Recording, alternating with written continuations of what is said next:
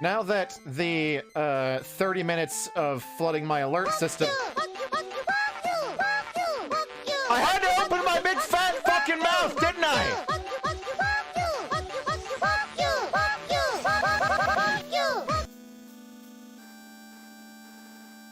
2, 3. Get fucked! Get fucked! Motherfucker! Get fucked! It's actually 16.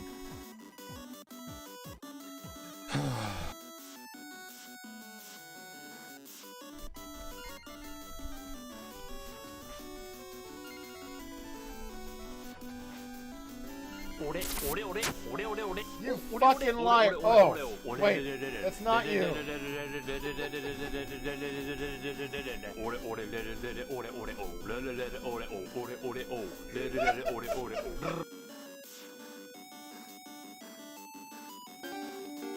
If you're trying to get a rise out of me, it ain't gonna work. I don't have anything left to give, you fucks!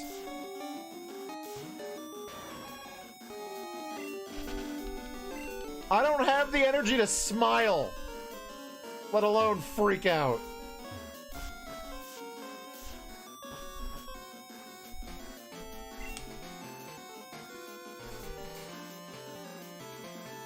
Wait, did I do a stupid?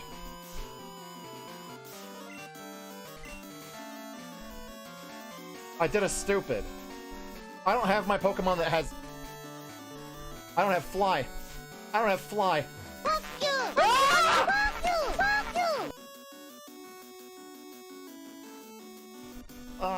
Fucking...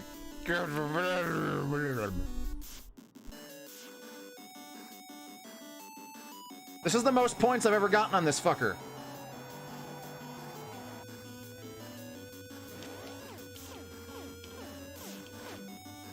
Ow. He's mad and I can feel it. He's mad and I can feel it. He doesn't want to give in.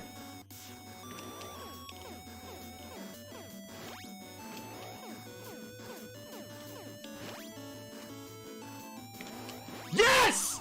Motherfucker, get down, buddy! Yes! Holy shit, I did not expect that to happen so fast.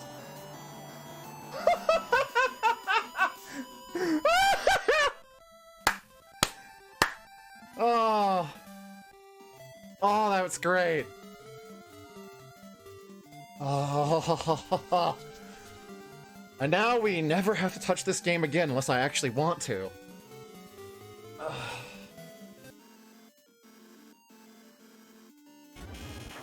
Bye.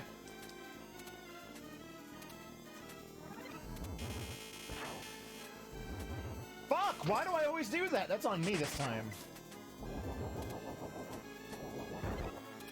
I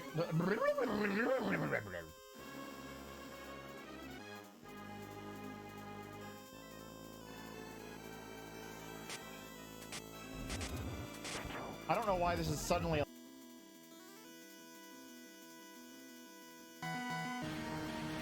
But the important thing is, him Solar Beaming gives me 2 turns for every one of his moves.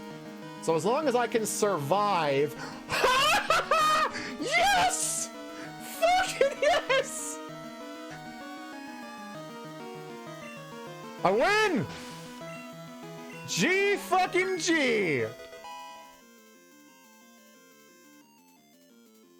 Oh, look at this pattern I found. Get fucked! Get fucked! Oh, you have a second form! Why do you have a second form?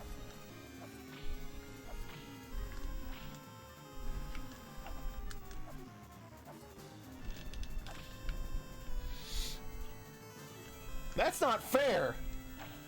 I beat you fair and square! Hit the jump button. I hit the fucking...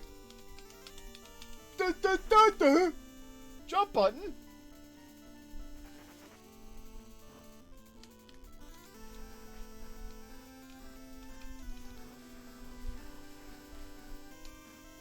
I'm dead.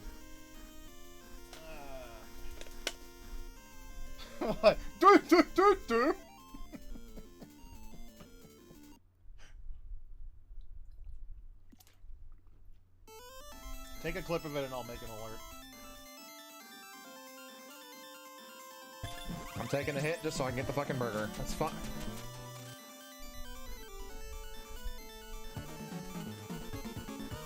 That's not fine.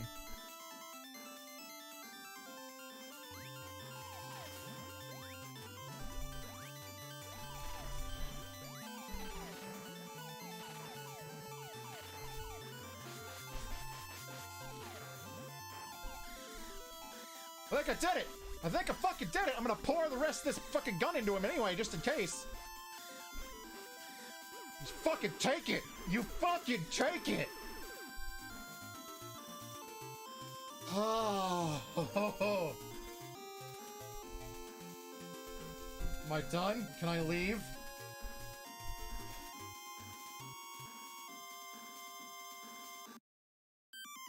Yeah, no, the toll there in Japanese is the Japanese word for what the fuck? What? Thank you, anonymous gifter, for the 5 gift subs.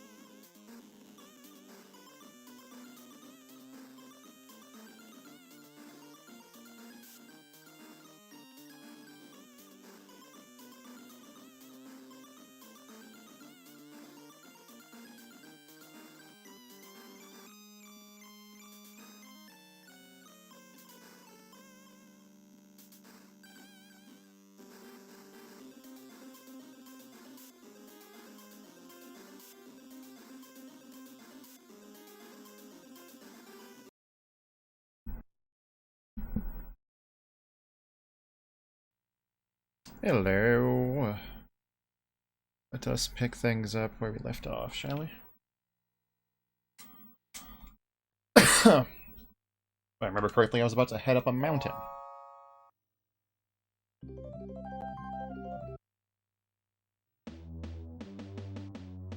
Oh, that title screen's fucking intimidating. I didn't even realize it. First time. I was probably too excited about jumping in. File control? Is that like delete and stuff? Yeah, okay. No, no, no! I hit B. Does Y get out? Does X get out? Does A get out? How do you... Okay, we're just gonna pretend I didn't even go in that menu. How about that?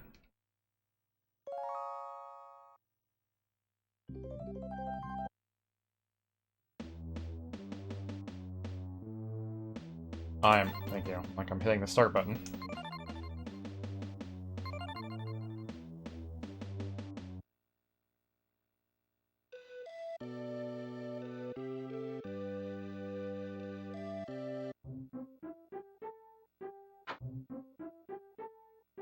I almost kind of wish there was a dash button when you're in town, but the movement's already pretty quick. All right. I'm gonna go up that path and over the mountain.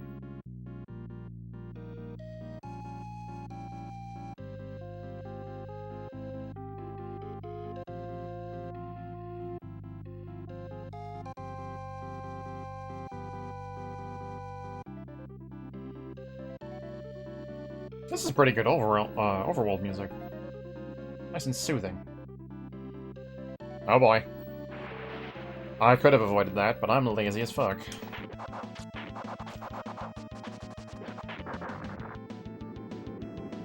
Yeah. Getting like no XP here, so we should definitely be clearing out.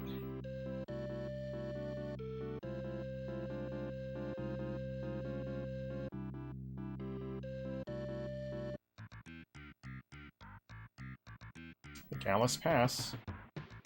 Let's move the mic a little closer to my face, shall we? I wish there was like something I could latch this onto to make this like stay there. Like right there. But it wants to move.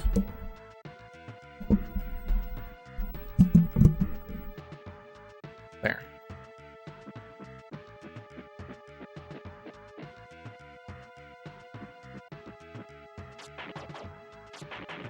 Whoever made this does not like bugs. There have been a lot of bug enemies. I don't think I want to go there. How about no?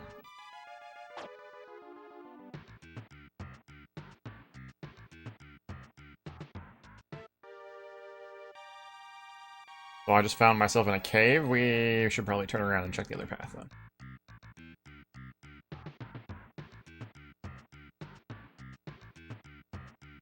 What's up here? Hopefully not a cave. Oh, hey, more bugs.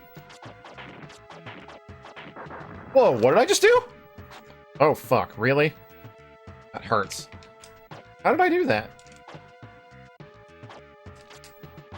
I did like an upstab.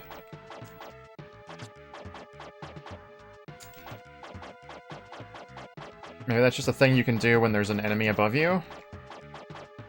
It felt like I hit B and Y at the same time and it just did it. Oh well.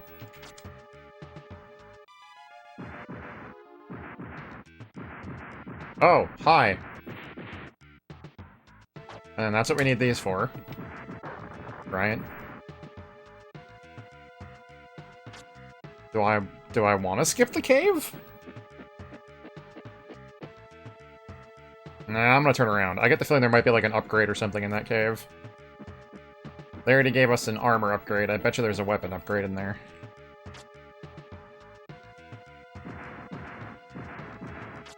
I don't like it. I'm just gonna run.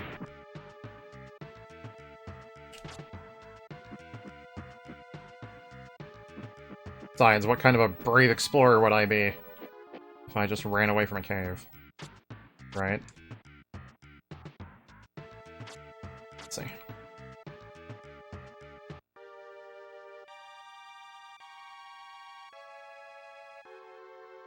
Well, that looks like a health upgrade, but I don't think I can jump that far.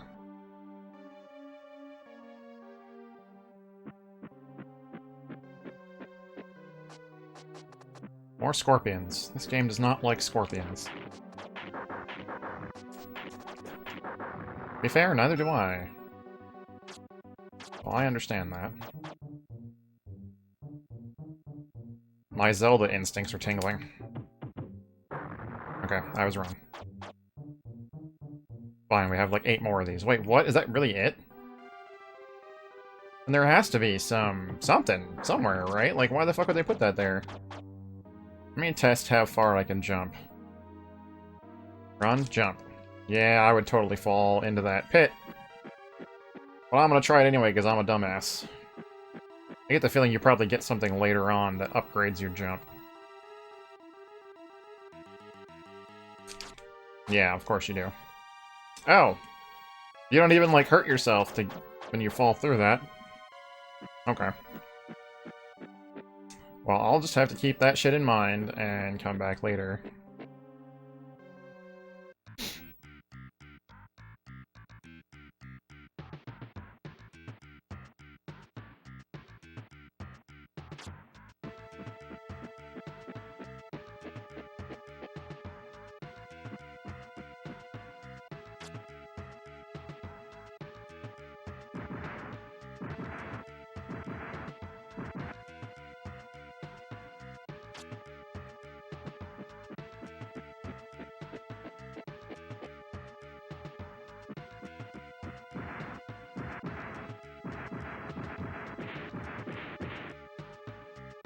Alright. Whoa, okay, I didn't mean to do that. Can I jump over that? Yeah, I can. Can I not, like...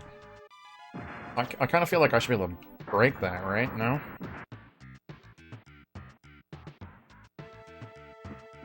Is that really all this area was? Is just a couple of bugs here and there, and, like, one place to destroy some rocks? Like...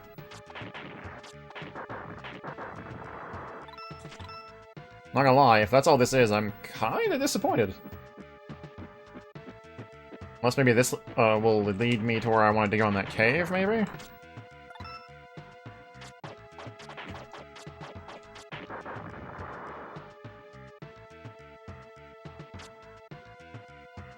Yeah, that looks like that might be that cave right there, then. Let's check that out real quick. Because obviously climbing down the mountain is where we want to go, right?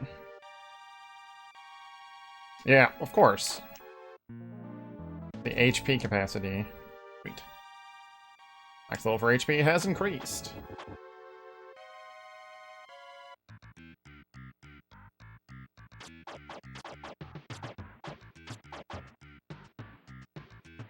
I kind of want to be fucking around with the other weapon I got. Because it looks really cool, but like, you can't hit anything on the ground with it?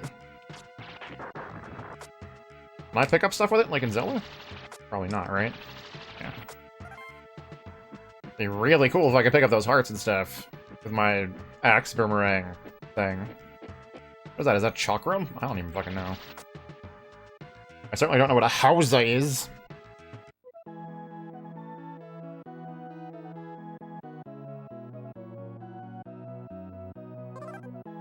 Oh, wait, what? Really? I haven't gone far enough away from the other map? They're gonna be scorpions? Of course it is. So I can't actually hit this thing with this weapon. I do not like that, but I'm glad they'll let me switch weapons whenever I feel like it. Though I kind of wish they'd mapped that to LNR, because thus far LNR haven't been used for anything in battle. Wait, really? Oh, do I have to do that? Is that why? Okay. So there's gonna be a lot of different paths we can go on, but for now, let's just go to Castra and see what the fuck's going on there. Just follow this main path. I don't mind getting into a couple of random battles here and there. Can't hurt to get some grinding in. Get some money so that maybe when I get to the new town, there's something I can buy.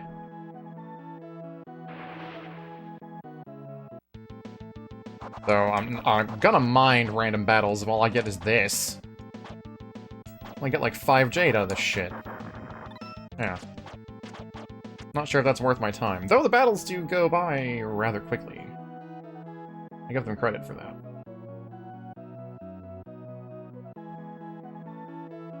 Go this way and follow this path till we see anything that resembles a town.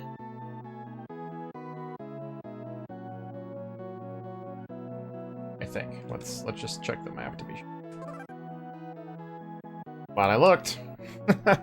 Wrong way! Oops. I don't know how I got on this path. This goes to show you how terrible at directions, or like gaining my own bearings I am, even in real life. Alright, let's try this path. Is this the correct path? Yes, okay.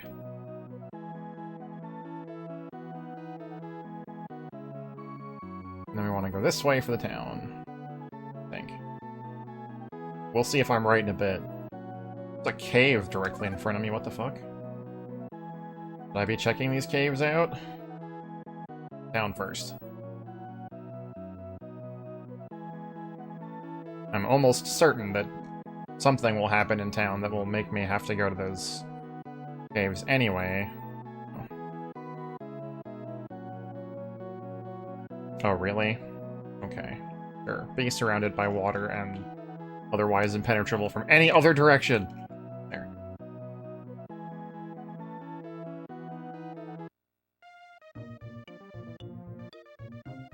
Kestra.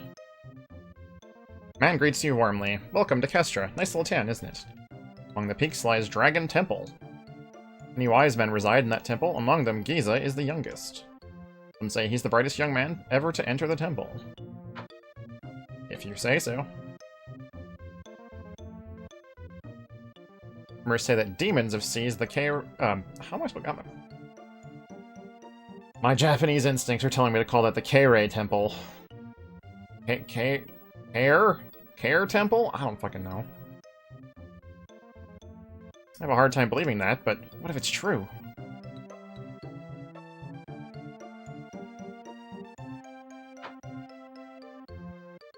Old man is shaking fiercely. Listen, something terrible must have happened. A few days ago, I saw demons exit the front gates of Keirei Temple.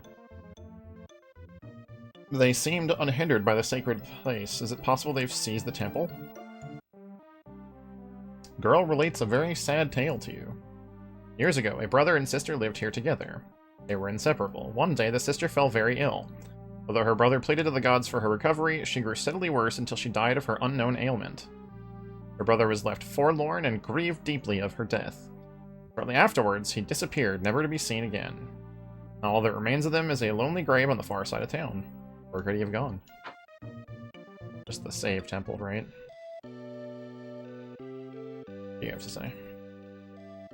Imagine your travels. When the two stars upon the earth awake, no distance remains between them. There is such a star in Huja. Might be worth a closer look. He bows to you graciously. Seek me when you... Wait, what? Now he's got something different to say.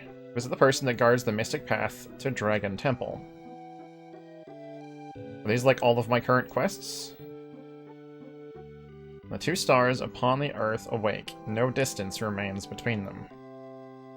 I have no idea what that means. Hey, Argent.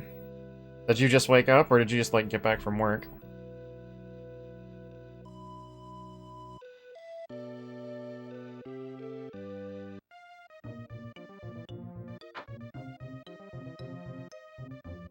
Chop.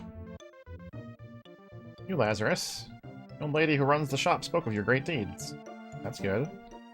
Delighted, the woman inquires, you hail from Raisis? My daughter will be ecstatic. She believes a prince from Raisis will arrive and sweep her off her feet. I'm not a prince, though. I can always pretend. Well, this looks like the same... Oh. That's who you are. This is the same wares the other fucking town had, so nothing's changed. Hello, warrior. I appreciate your help in Huja. What? Free goods? Ah, you're quite a joker. But please, feel free to buy anything you fancy. No, I'm good. Thanks. How many potions do I have? If they're still like 10 jade or whatever, I guess I should buy some. Oh, you can only carry 3 in the first place, so I might as well max out.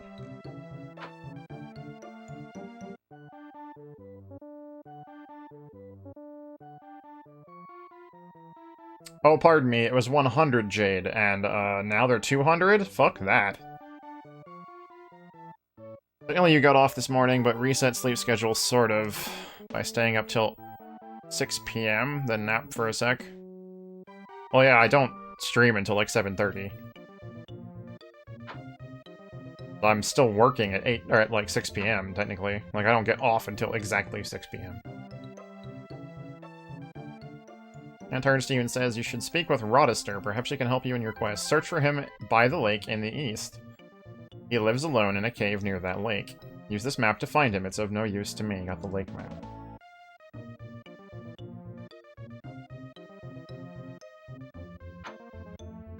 That man is wearing a very short skirt. It's called a tunic! Hey hero, the girl's on the verge of tears. My father's a hunter. Sometimes stays out hunting for days at a time. I wait at home all alone for him to return. Sometimes I get so scared and lonely I just cry. I got so lonely I hid my father's bow in the north cave so he can't go hunting. Oops, me and my big mouth. Please don't tell my father. I'll just go take his bow. I don't know, I was just making a joke. Yeah, you again. I need to get 300 Jade.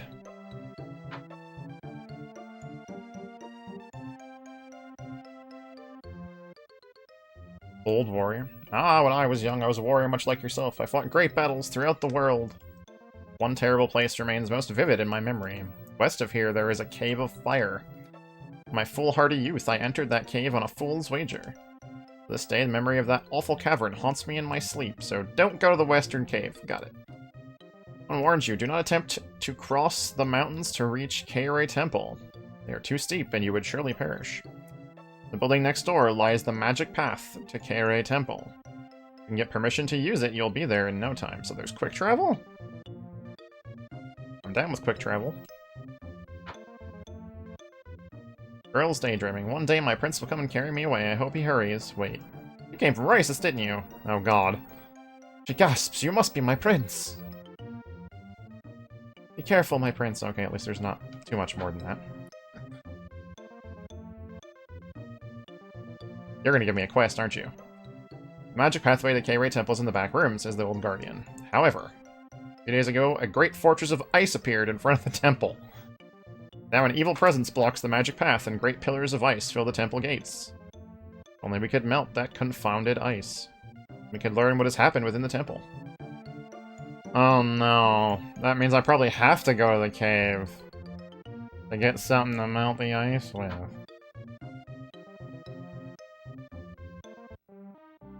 The inscription reads, "Here lies my beloved sister, taken from me by a wicked blight that the gods would not cure." Why am I stuck? Why am I stuck?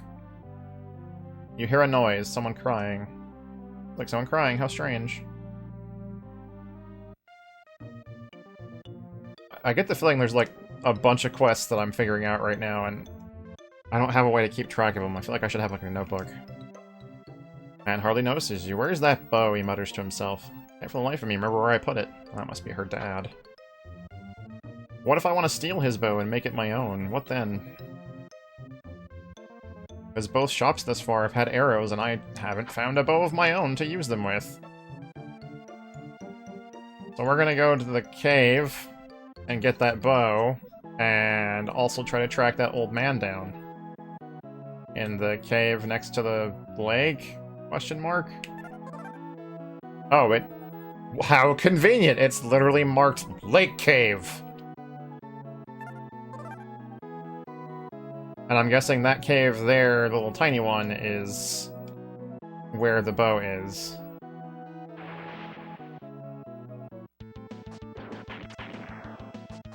Wow, these things do like no damage to me now.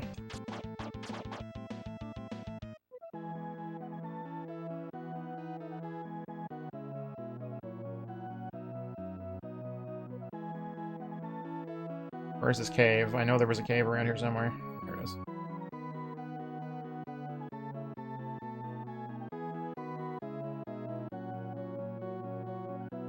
Boy, this rotation sure does take an hour.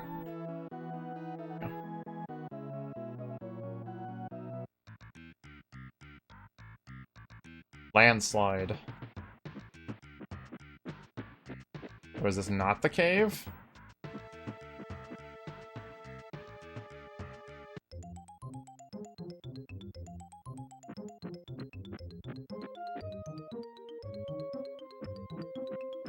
I see a heart piece. Wait the fucking minute. Wait a fucking minute, go back. Something was shining on that wall. That could just easily be, like, some part of an animation or something. Yeah, I think other parts of the wall are doing it too. Yeah, fuck, whatever.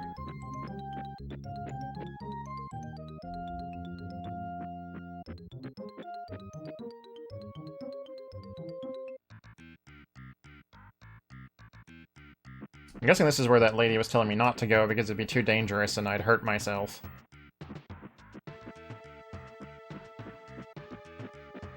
And not the North Cave that little girl was talking about. I'm sorry, I can't read that sign. Danger, landslide ahead. Detour through the Castra warp point. Oh yeah, I can't jump that far, that's what she means. Fair enough.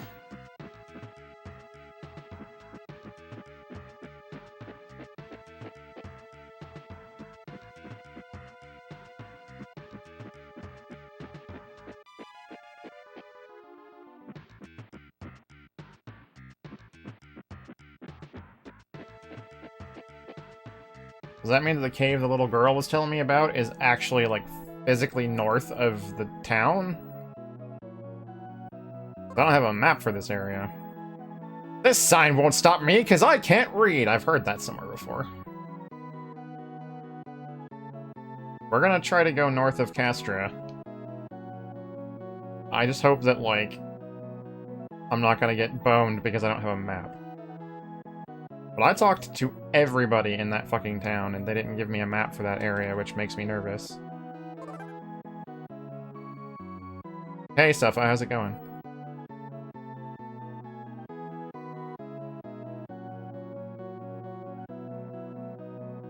What is with your tentacled friend there? Oh, we are already far north of where that was. Oh hey, there's a cave. Could that be it? Please be it. Please say, like, North Cave when I get in. Be perfect.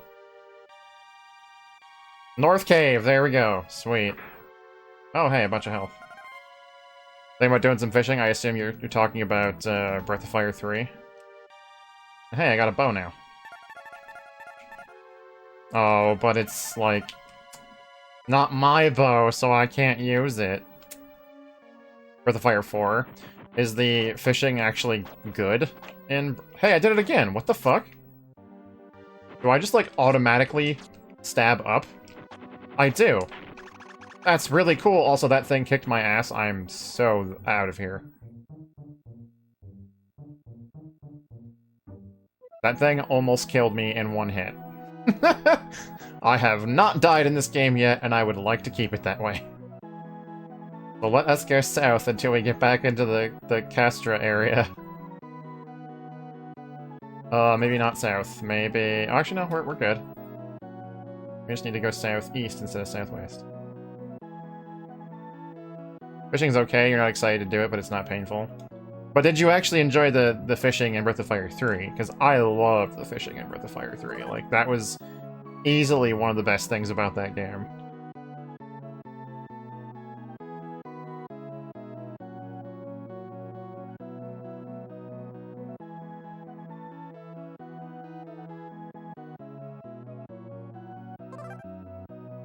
Okay, now we just turn the northeast, and we should at least see... There we go.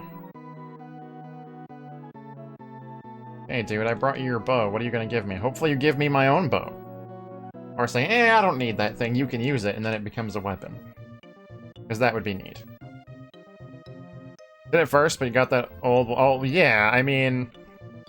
That's exactly why I don't think I'd ever do retro achievements, because it feels like after a while it would just ruin some games for you. Or just ruin certain aspects of them. I thought so, I'd know this bow anywhere. Decided to stay in town so I can spend more quality time with my daughter. Here, why don't you keep the bow? I don't need it anymore. So now it's a weapon? Wait, what? I still can't use it. Or do I have to... I might have to, like, buy the arrows, and then the arrows will let me use the bow. Just don't enter with the belief that you need to 200% every game you play. I suppose that's true. Though I have a relatively competitive nature, so I would feel like I kind of have to. Oops, I didn't mean to do that.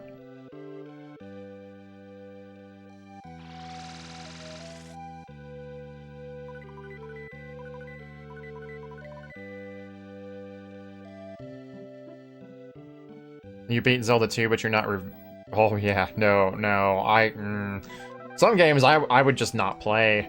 And Zelda 2 is one of them. Like, I beat that casually, and I don't think I ever want to beat that game again. Like, I really like the first, like, 3/4 of it.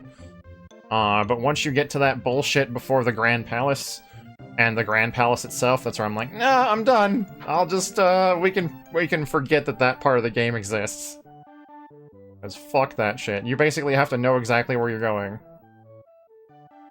1 arrow for 10 jade? How many can I carry?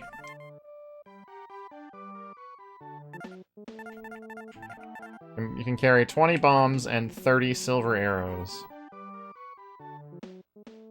Yeah, I watch, well, so when I watch Jay, I usually, like, I'll, like, raid him, and then I'll watch him for the night. That's generally how I decide who I'm gonna raid, because I can only handle watching one stream on my computer at a time, so I just, like, this is who I want to watch tonight before I go to bed, and that's who I raid. So when I raided him last night, I stayed up pretty late and watched him, but I eventually have to go to sleep, because it's really late when I end my stream. So I missed him beating it. I saw him at the Grand Palace, and I saw him, like, game over there, like, half a dozen times, and then I went to sleep. Because it was like 1:30 in the morning when I went to sleep. Like, I really wanted to stay awake. Like, I stayed up way later than I normally do. Because I've never actually been around for him to beat a game, and I wanted to be there to have my shot at the raffle. But I was like, I get up at 8:30 for work. So any longer than this, and I'm not even gonna get 7 hours of sleep.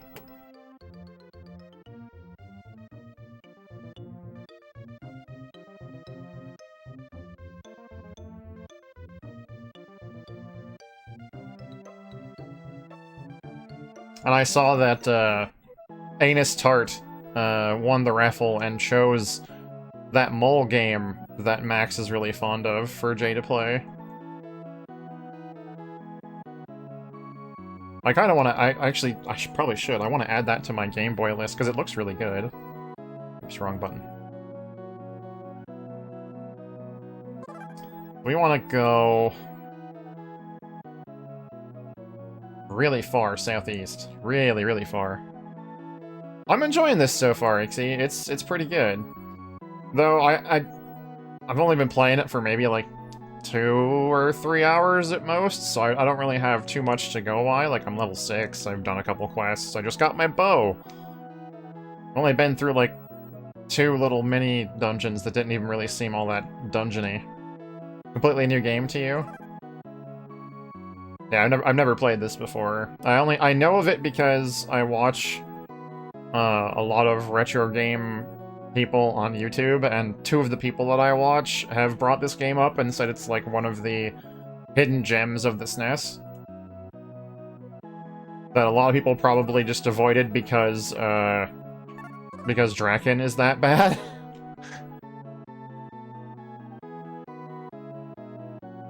Okay, is this where we're going? Do we want to...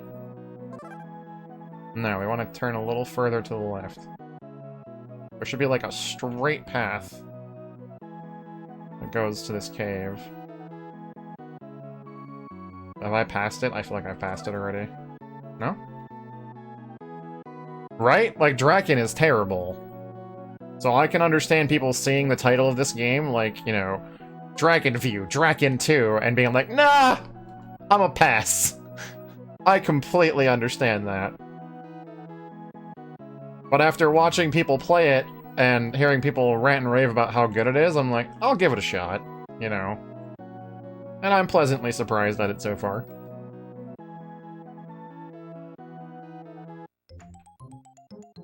You should try it. I feel like everybody who really likes the SNES should fire up Draken at least once. Because the cool thing is that, like, it was a launch title for the Super Famicom, if I remember correctly. So that's really, really old Super Famicom tech where they're pulling off all this cool shit, like the 3D overworld and stuff like that. But then you get into your first battle and you're like, wait, what do you mean I can't control my character? Shit, half my party's dead! Oh my god, I just gamed over and I've only been playing the game... Like, that kind of thing, you know? Like, it's bad. Now, as far as I know, the PC port is apparently supposed to be better, but I'd have to try it to really give that, to, like, judge, you know?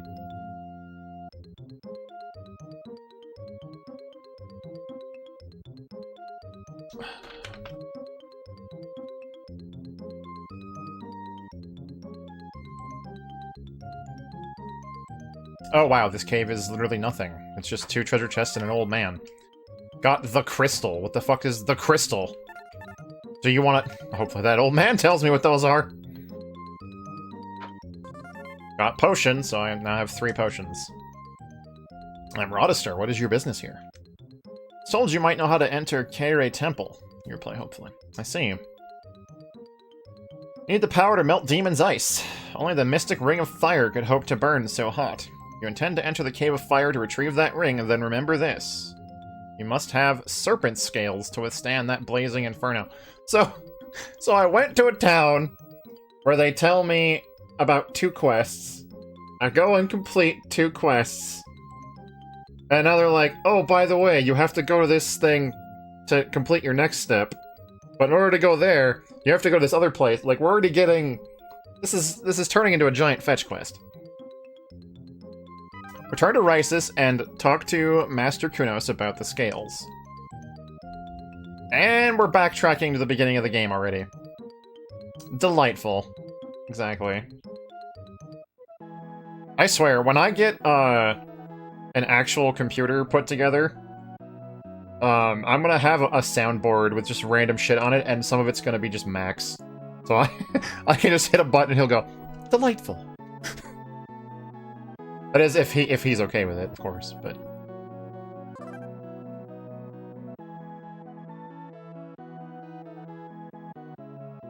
Oh, okay.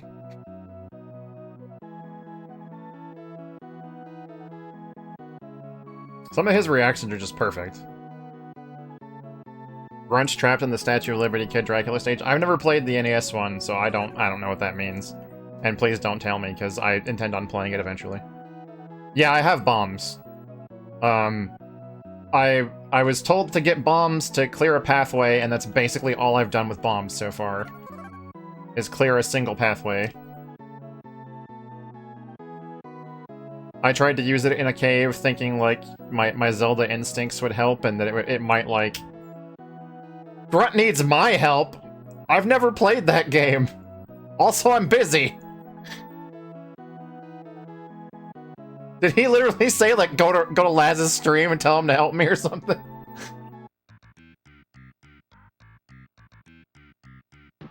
He's a big boy. He can figure it out. I have faith in him. Possibly? I mean, I could always stop what I'm doing and start playing Kid Dracula and beat it before he does, if that's what you guys want. Mention it on the off chance that I knew about it already. Yeah, I beat the Game Boy version. I want to say that was one of the games I played on my 600 follower special or my birthday. I don't remember which.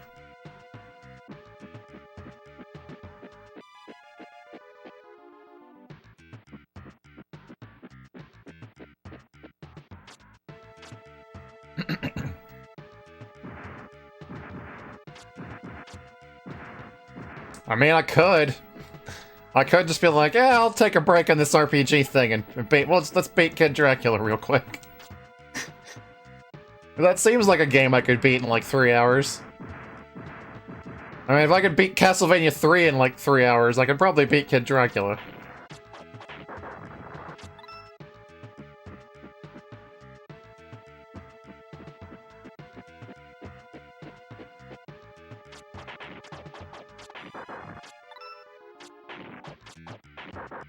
Yeah, I enjoy that. I think that's really funny. I was always under the impression that Kid Dracula was a pretty easy game. Like, the Game Boy game wasn't hard. There was a couple difficult parts, but it wasn't like... Not like Castlevania 3, where it's actually hard.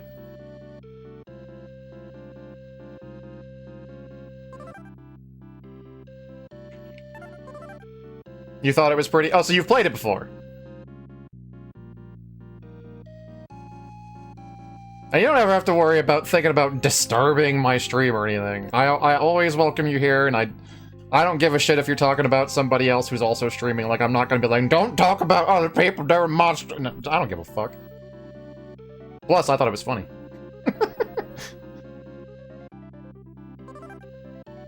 Wrong direction, because of course. One part has a language bar- Why isn't he playing the patched version? There's a patch! I know this because I know the dude who made the patch!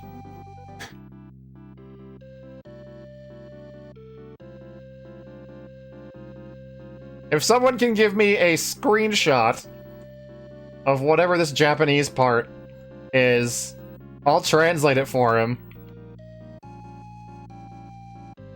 Or, like, take a clip. No, I would say take a clip, but I don't know if my computer can even handle that. Wrong town.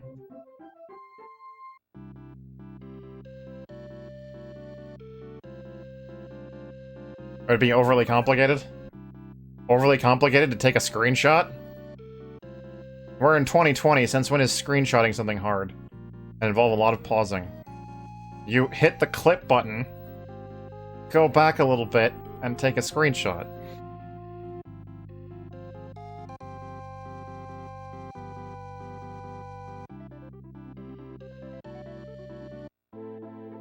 Or ask Grunt to go back there and take a screenshot when he does. I can't, like, jump or anything in town? I didn't realize that before. Where is the old man? You in here? Is that you?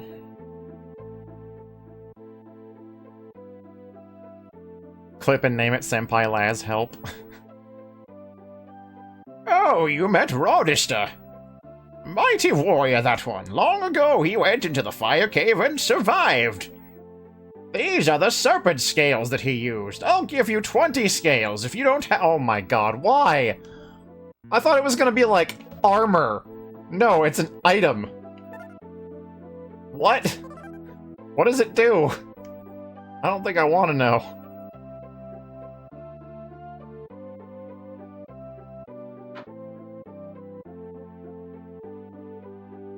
At least it wasn't gonna be like, I get here and he sends me on another quest. That's what I was expecting. He's like, here, go to the fire cave. Yeah, the art style's amazing. I love the Ever-Living Hell. The art style, the music is really good. Shermie just beat Battletoads. Took him 18 days. I think that might be the quickest. No, I think Jay beat it faster than that. But that's pretty fucking... That's short. Now that everybody else is beating it, I kind of want to, like, go beat it myself now and see if I measure up. See how long it takes me to do it, but I also think that my sanity would break after a while.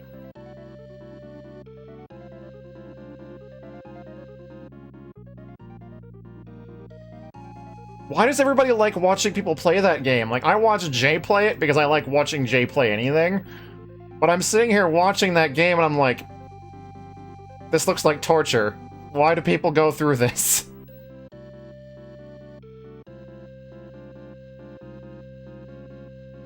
you're a shitty gamer now and you rented Battletoads when you were a kid. I had Battletoads when I was a kid. I owned it. Because, there was a... What was it? There was a Chi-Chi's that my parents... Chi-Chi's being there's a chain of Mexican restaurants called Chi-Chi's. And, my parents took me there when I was a kid. I don't remember why. We went there for dinner. And for whatever reason, they had the arcade machine of Battletoads. And I fucking loved it. And then when I found out there was a console port of it, I went to my local, I don't know if it was still called Funkoland at the time, I want to say it was. And I bought it for really cheap. It was only like $5 or something, because no one liked it. But apparently now it's grown into this thing. One of your first Let's Plays you watched was Battletoads. And the LP are talking about how they were sick as a kid with no game. Oh my god, that sounds like a terrible experience. I know that everybody's got that, like, one game, that one bullshit game, that they had it because their parents bought it for them or something, or they thought it was cool, and it turned out to be a really hard game. And that's the only game they had for a while, so they played it until they beat it. But a lot of people are, that's like, you know, like Ninja Gaiden. Something that's actually a pretty decent game, despite the difficulty. Or Castlevania, but not Battletoads.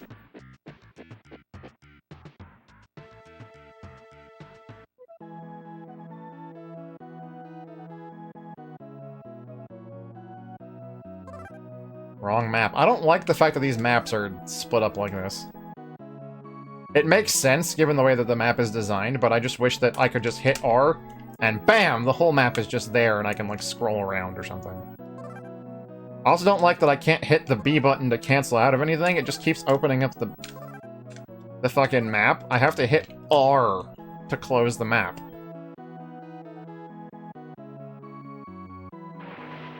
Had some real duds as a kid, like Knight Rider. I've never even played the Knight Rider game.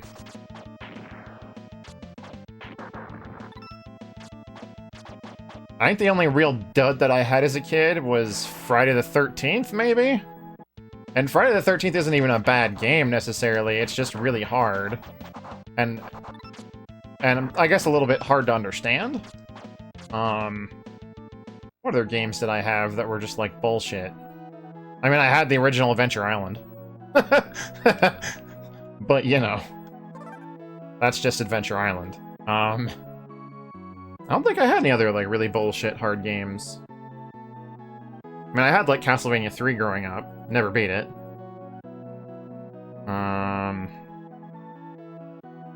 Most of my games were good games. Yeah, about that. Wait, what? This whole... What?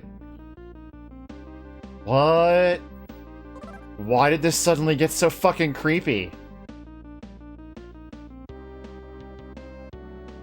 What? I don't think I like this. What the fuck? Why is this whole area, like, haunted? Right? Did this game just get really good all of a sudden? I like the music. I like the music a lot. Okay, so this is just gonna be like... Gotta use this to make the fires go away. Do they come back? Tell me they don't come back. Okay.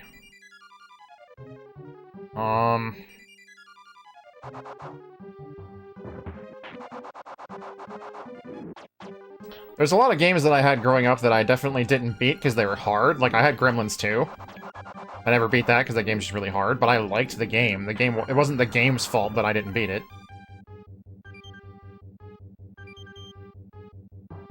Can I just jump across this? Is that a thing? Alright.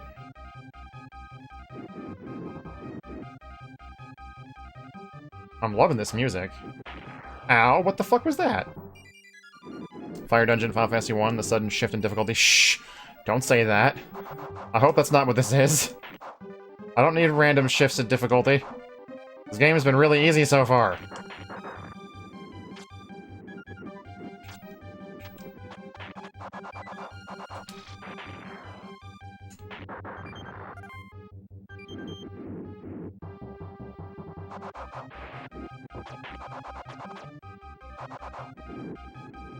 Oh, hi. What are you, a fire elemental?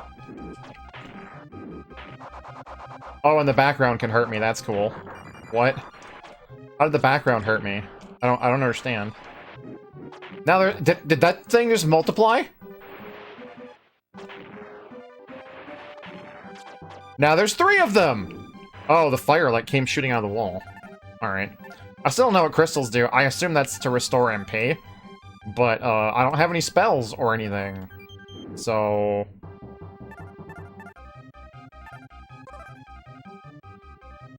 did the volcano last in Final Fantasy 1? Is it that bad? I've never played the NES version. I played it on the GBA, and I just did whatever seemed like the right way when I played it. Well, I want to assume that I went in whatever way the devs intended you to go, but I honestly don't remember, because I played that in college. Remember it being easy. Okay, so that's a dick move is what that is. Wow. Alright.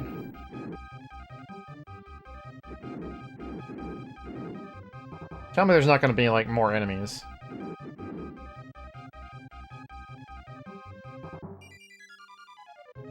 The programming's bugged all over? Yeah. I'm aware.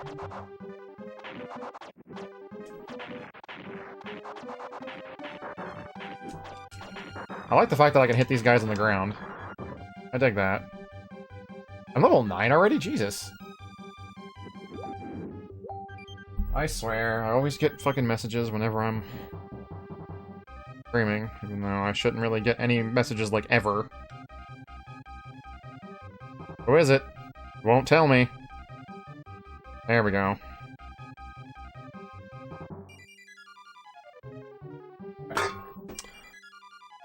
Hey, RetroPrez. How's it going? Elemental weakness isn't a thing? Oh, that's interesting. Wait, it's not worth going in there unless you have to? I could have sworn the volcano was a, one of the Elemental Lord dungeons where you have to, like, fight, a boss there. What the fuck is this thing?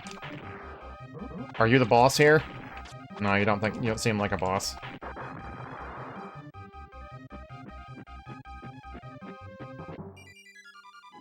Fire Cave B1. I don't feel like I've explored the entirety of the top floor, but I hope that that doesn't mean that those fire spouts are going to come back. Treasure's garbage compared to some of the other things you could be doing? Oh, okay. I want to go back and play the NES Final Fantasy 1 eventually, but I keep waiting for something that might never happen. I want somebody to go through and make a hack where it fixes the targeting bullshit in battle, so that if you kill something and you've got all 4 of your characters targeting it, it'll automatically switch the targeting to something else. But I've looked several times for a patch for that, and I haven't seen anyone actually do that. That's the thing that keeps me from playing the NES version, is that no one's fixed that yet. There's all kinds of hacks that fix all the other stuff, like makes all the spells work, expands the item and magic spell names so that you don't wind up with really short names that sound like shit. There's all kinds of cool stuff like that, but no one has fixed the targeting bullshit. And I don't know why. I imagine it wouldn't be that hard, because in Final Fantasy II, no, I think it might be 3, where they fixed it. You could just, like, look through the battle menu code for Final Fantasy III and just figure out what it was that they did for that game and port that shit over. It practically uses the same goddamn game engine. I don't see why it would be that hard, but I guess it must be. Power word kill becomes... yeah, well, I mean, it's only got 4 letters. When you got 4 letters, there ain't much you can do about that. And especially when you think you got 4 letters and it's during the era of Nintendo of America censorship where that was off the charts, so they're not gonna let you just call a spell kill.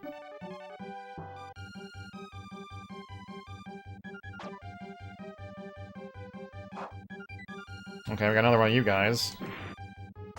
I like that this guy can get hit by the stage hazards.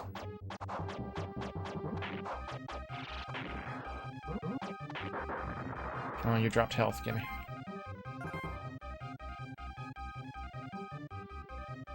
I should be fine in terms of health.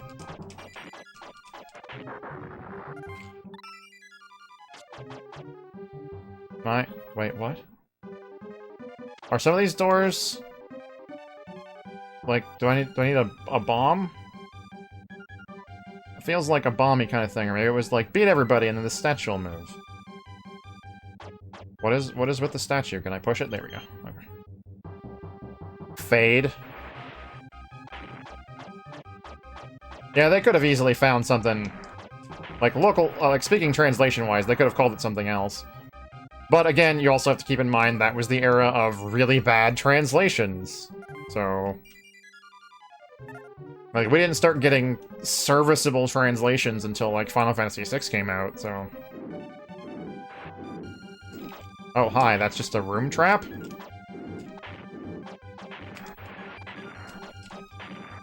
Stop hitting me. Yeah, I haven't... Wait, what? I have extra MP, I still don't have a fucking spell. I know the translation for Paladin's Quest is bad, but I've never actually played it beyond, like... When I first started getting into emulation, I loaded it up, I saw how bad the translation was, and I played it a little bit, and I was not enthralled by the gameplay, so I just, like, put it the fuck down. Okay, we're gonna go back one. One of my friends who's, been in the localization business for, like, well over a decade, that's his favorite RPG, and I don't understand why. Son of a bitch. Are you serious? So anytime you see that, that's a door that is closed already. Okay.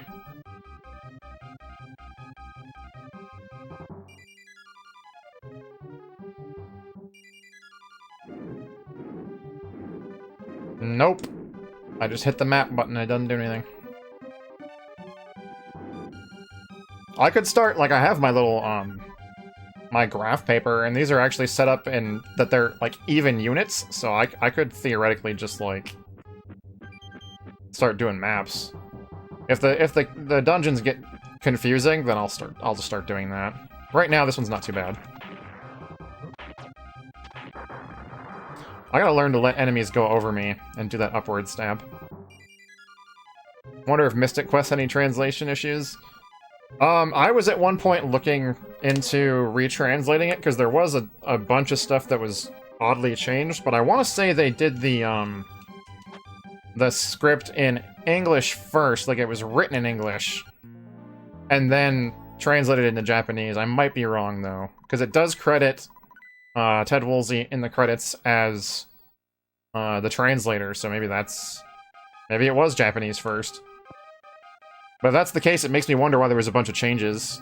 Like, the character Tristan is actually named Locke in Japanese. And I want to say that happened before Final Fantasy VI came out. Wait, what? Okay. Alright, so there's that, but then what? Hi. What? That just fucking kills you instantly? Alright. That's cool. There better be some, like, checkpoint system or something. I'm gonna be really angry if you start me at the fucking town. Wow. Wow. I have to do that whole dungeon all over again? Did I even save? Where the fuck I'm in Castra.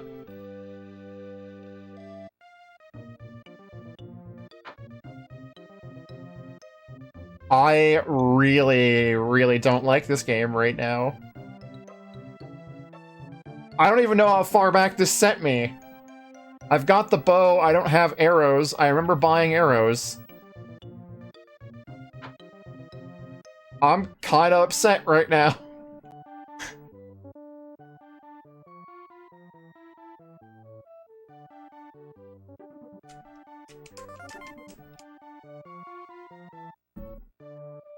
That's That's very disappointing. I'm half considering, like, catching up to the beginning of the fire cave, saving, and just playing Kid Dracula. Did Grunt ever get out of that spot he was stuck in?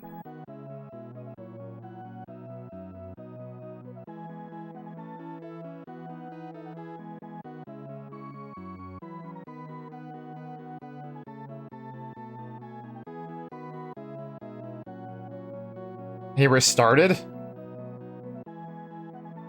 Final Fantasy Origins? The PlayStation one? I have it on my PS Vita, but I've never actually played it myself. I think I have a copy of it back in the States, too. Because I played, I don't remember what it's called exactly, the GBA port, before I ever had access to the PlayStation 1.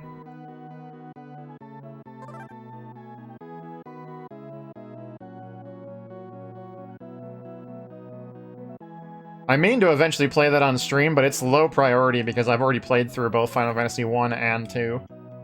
Dawn of Souls, that's the one. I knew it was something of Souls.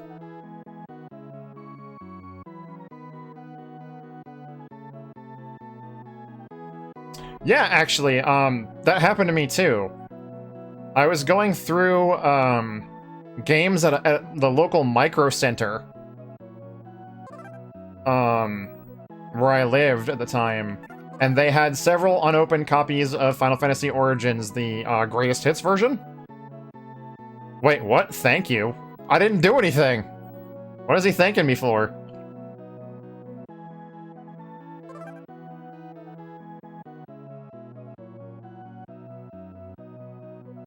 Wait, why is the path weird? Because I'm on the wrong path, that's why. For being me. I don't know if I should take that as a compliment or an insult. This looks like... Grunt expecting that translation. Oh, is that why? Well, I mean...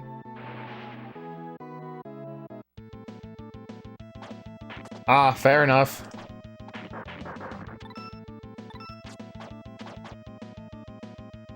I haven't gotten anywhere near where I need to go yet. I'm going to see the old man, and then I have to go back to get the fucking scales, and then I will save after I get given the scales.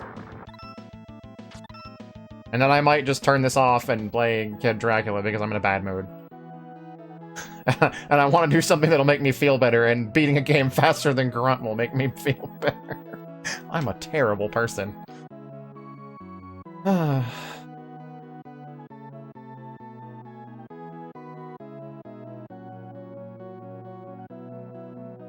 I was enjoying this game until Insta-Death Fire happened, and it made me lose all my progress. Like, if you're gonna do Insta-Death anything in an RPG, especially in an action RPG, you start the player at the beginning of the dungeon. You don't be like, oh, by the way, I hope you saved. Fuck you. Better hurry, because his language handicap is now removed. I might not. I might just soldier through this bullshit.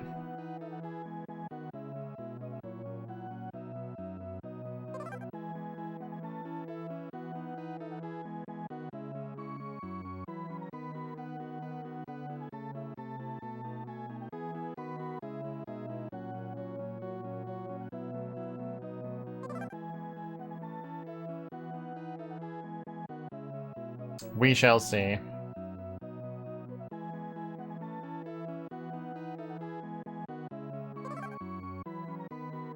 Keep going straight, I should be fine, right?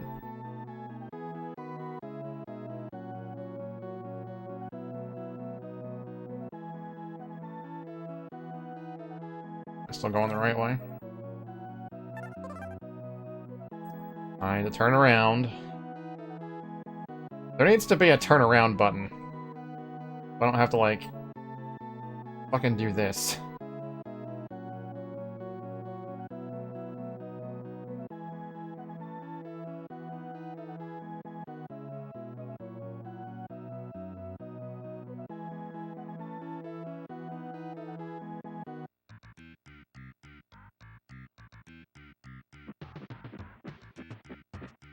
I really wish there were, like, some sort of fucking fast travel or something.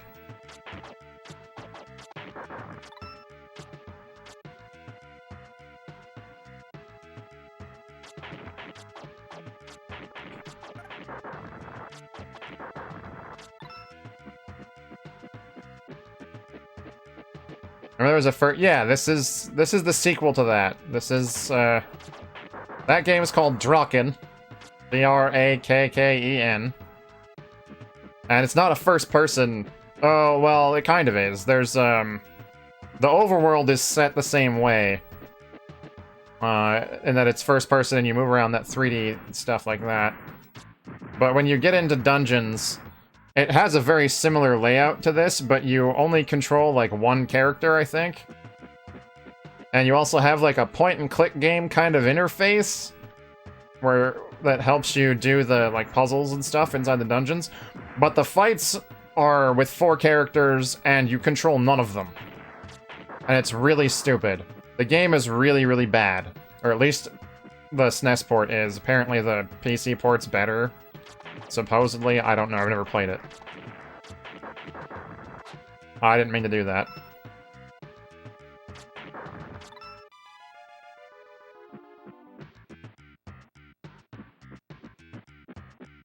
All I know is this game is way better. Yeah, the overworld fights were terrible. Like, everything in the battle was so random that, like, you'd be fighting the same group of enemies you just beat, and you'd get your ass handed to you, and you'd have no idea why. Because the AI just decided to fuck off and not do anything.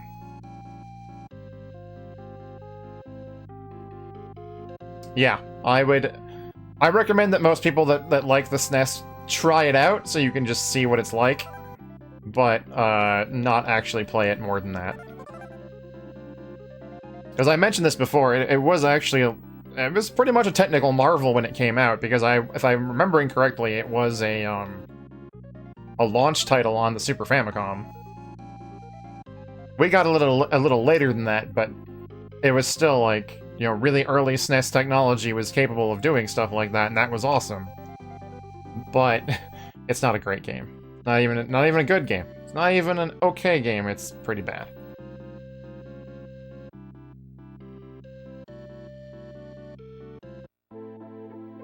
I really like the fact that they, like, reused the cool part of the game and redid the other parts to be more playable.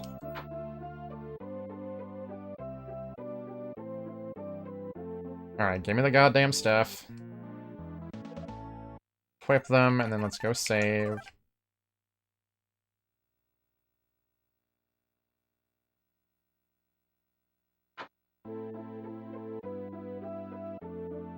There is a temple, right? Okay.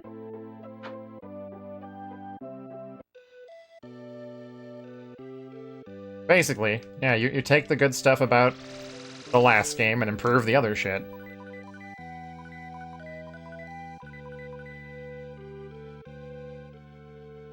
Yes, please save. Thank you.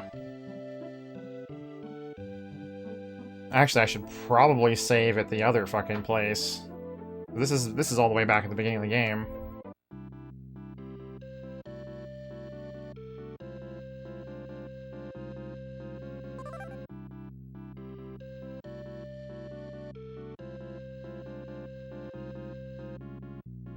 Keep forgetting which direction I'm facing.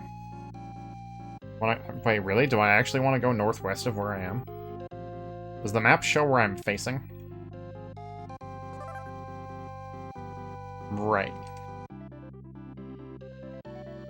I don't know the difference between east and west. There we go.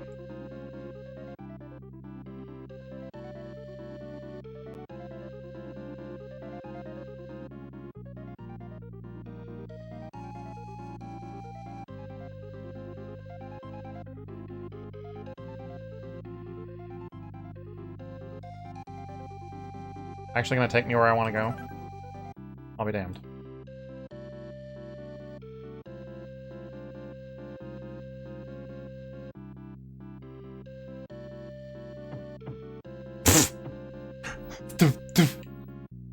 Walk right into that tree.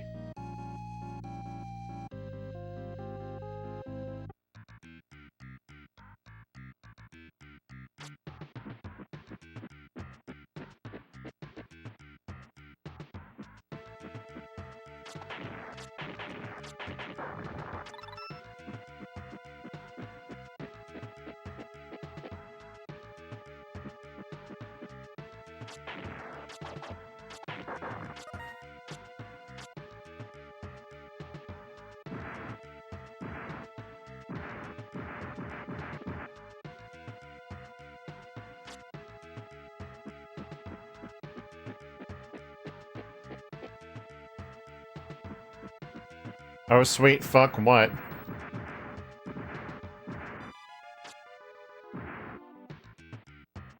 You forgot you said- oh, okay. Why'd you set it so goddamn late? Like, oh, I'll get food to watch people stream since you're gonna stream tonight. And then you set an alarm, like, an hour... Oh no, two hours into where I would start.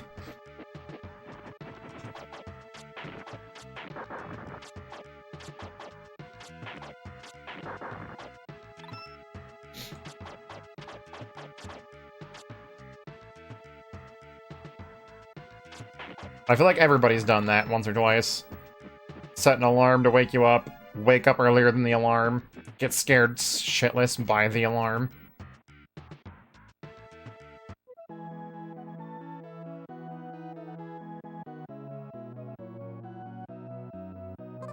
Wrong map. I don't like that. It should just, like, tell me what map I'm on.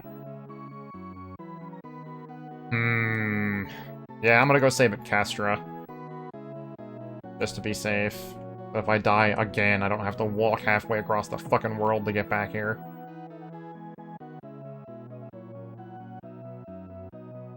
Long enough sleep to get your second win versus waking up an hour into actual sleepy nap being groggy. Fair enough. But then you apparently woke up early anyway.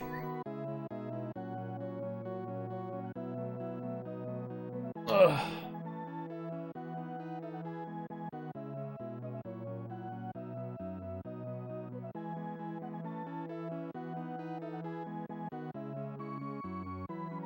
Oh my god, I actually found my way to the town. Okay.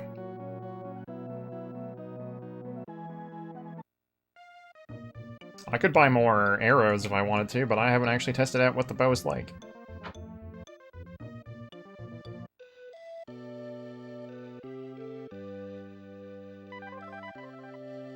Okay.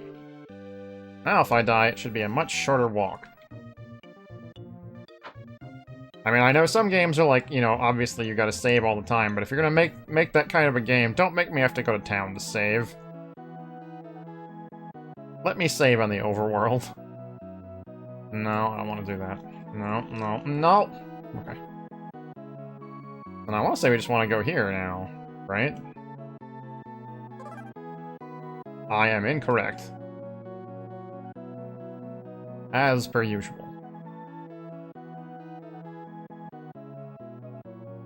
Yeah, now the one-hit fire is gonna happen. No, I have the serpent scales, which is supposed to get me through that shit.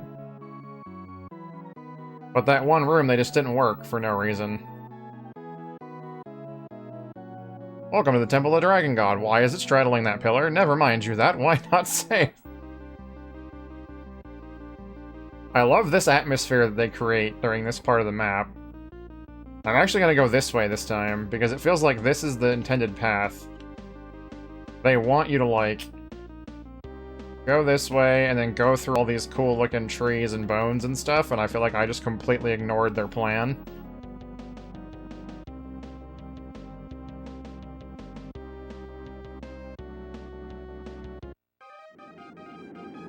It's like, you see a fire like this, and that's supposed to happen.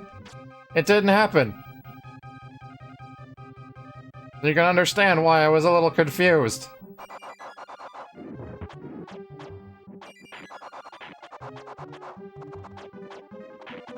Why are roly-polies harder than fire elementals? They take too fucking long to come out of the ground! Oh my god. Thank you.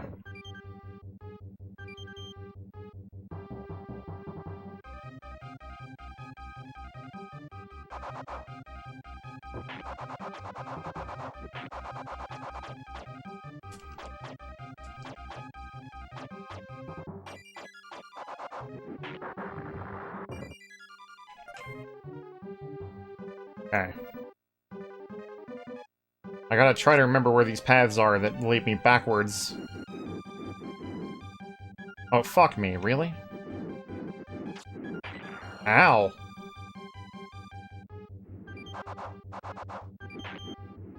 A little lag in this room. Also, these fucking roly-polies are pissing me off. Apparently when there's multiple of them, they get out of the ground a lot quicker. Okay. What's that? I want to say that actually... Hold on, I want to look. Does that actually repair the ground? Oh, I can't look? Alright, you've trapped me in here.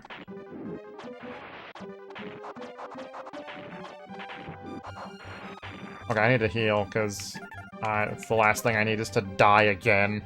I'm not gonna die if I can help it. Wow, the background's killing me. Stop it. Oh, Can I go the other way? I won't check. Ow! Maybe I shouldn't go the other way! Maybe I should mind my fucking business! Yeah, it heals the ground. Yay! Now I gotta do this again.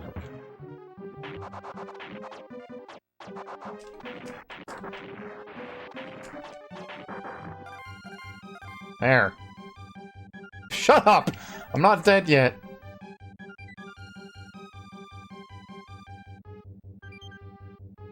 Okay, I know not to go left here. We go down. We fight this fucker.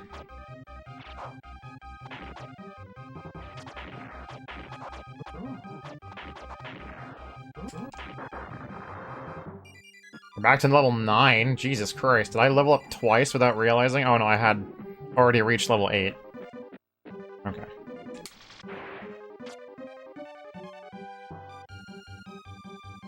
I don't remember if I wanted to go this way first. I know he's in here, and that's worth a lot of XP, so fuck it, I guess. Ow. I guess he's not worth that much XP. I didn't get very much at all. Shit.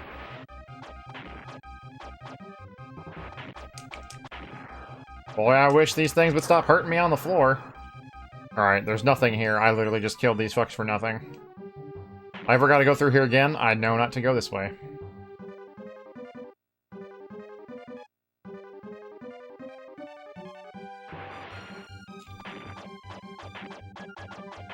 Aye, that's bullshit that you can do that. I wonder if the serpent scales can be used on other things like that, for instance. Nope.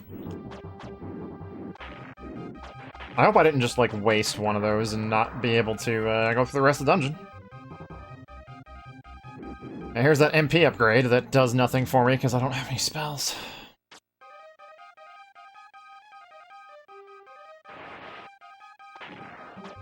I remember that using that door to the left is not good.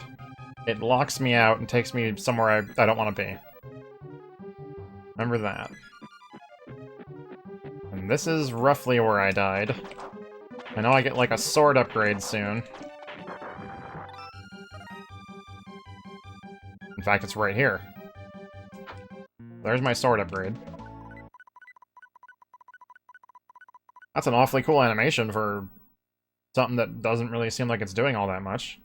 Oh, hey, did my sword change color? It did. Never mind, I lied. That's pretty cool. Yeah, the worst time waste trick. I hate that. Hey, here's a trick. Or a trap. You have to go through half the dungeon again. Yay! Alright, this is the room. Wait, can I go the other way? Or I don't understand it. What is this? Why can't... What? The game gives you, like, no way to understand this. I'm gonna have to, like, Google this shit.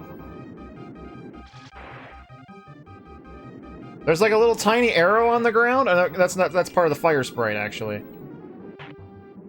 Okay, so it doesn't kill you. I was just too low a health. So maybe... Maybe... I did, it doesn't do anything. Were you watching? No, you're probably watching Grunt. Here, watch. It makes the fire go away for like a second, and then it comes right back immediately! Thunder! Thundercats! G-Man. Thank you for the host. You officially scared the living shit out of me.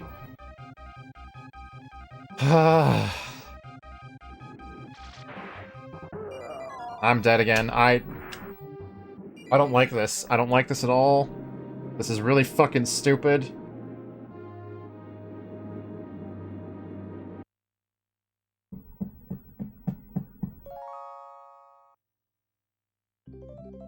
Dragon. View. Ness. Fire. Cave. You have pork chops.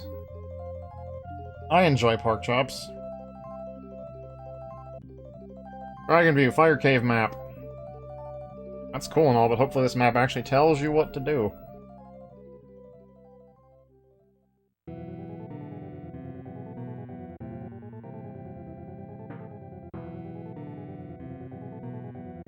Fuck this game.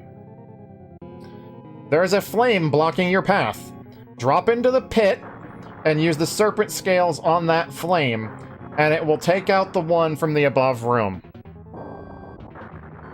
The game never gives you any indication that you can even go in that pit. I would have thought that that was a fucking insta-death.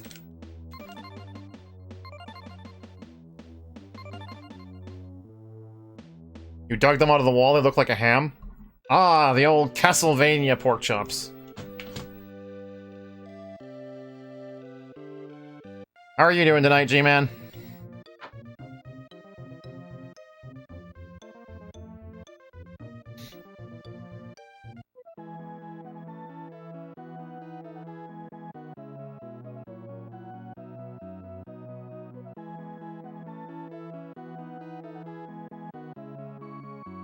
Of course I got it. I love Castlevania. Just got off work. I also just got off work, like 2 hours, like 3 hours ago, really, but... Alright, we're going back to this thing. Water and water and water, water and water and water, water, water and water and water, water, water and water and water. Thank you for the hydration. Everything's scaring me today, apparently. Water, water, water and water and water, water, water and water and water, water, water and water and water, water, water and water and water, water, water and water and water, water, water and water and water, water, water. Water and water, water, water and water and water, water. Thank you for the 105, G-Man. Hey, Raito, how's it going, man? Every gamer's instinct says, yeah, exactly. I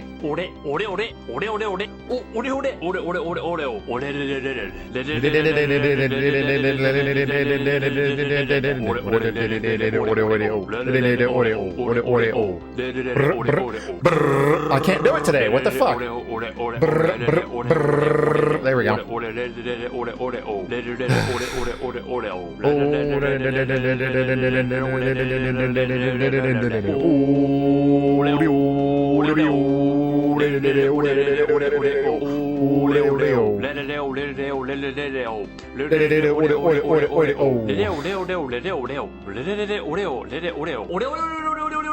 Wait, what?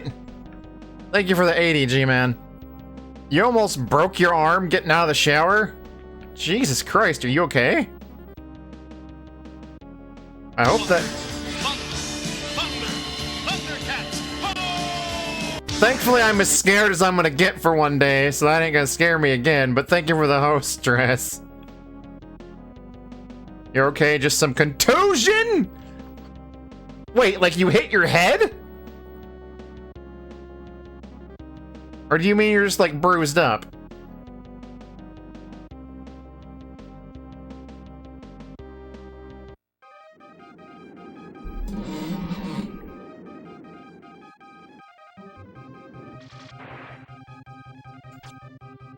Does contusion also just mean bruising? Oh, okay. I thought contusion was also a head thing, but not as severe as a concussion. But I am apparently wrong. I am not surprised. Well, at least I know that there's certain rooms I don't have to go in.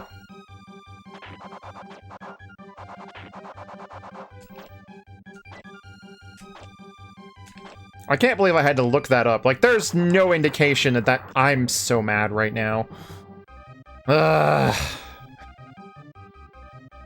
There's no hint, no sign, no arrows, no nothing. Game just assumes you're going to understand that you're supposed to go into something that normally in any other game would cause you damage to get through a puzzle.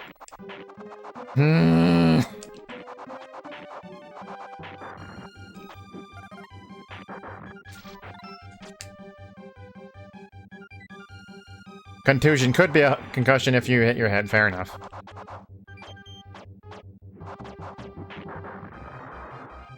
See, that's what I'm used to thinking of, is like contusions being a head thing. But that could just be me watching too many medical shows, like House and stuff. How about you stop? How about you stop?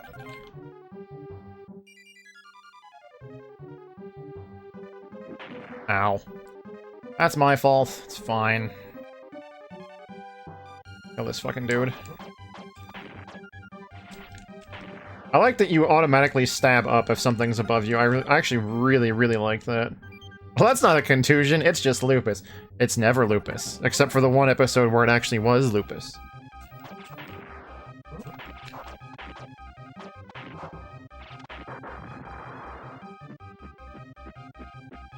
This cat's gonna drive you insane.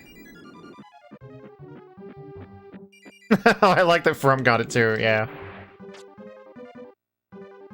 Or no, it's, fuck, what is that one? They always, like, scratch a certain disease off the list, like, right away. And it's eluding me now. Sarcoidosis, I think?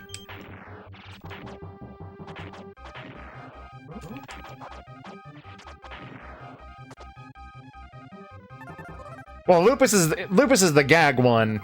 But I feel like sarcoidosis comes up far more often, and they almost always rule it out, like, right away.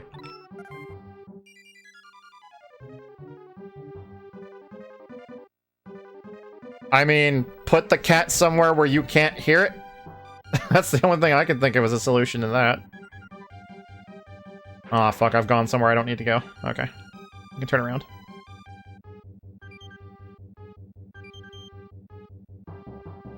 I don't put up with bullshit from animals, especially if they're not mine. Like, sorry, your cat is making me miserable. It gets to go somewhere else for a while.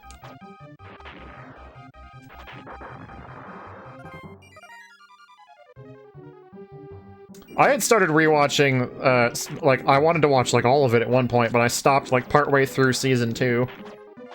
And I've since found other things that I don't rewatch as often as House to watch. House is probably my favorite TV show, period. I fucking love that cast.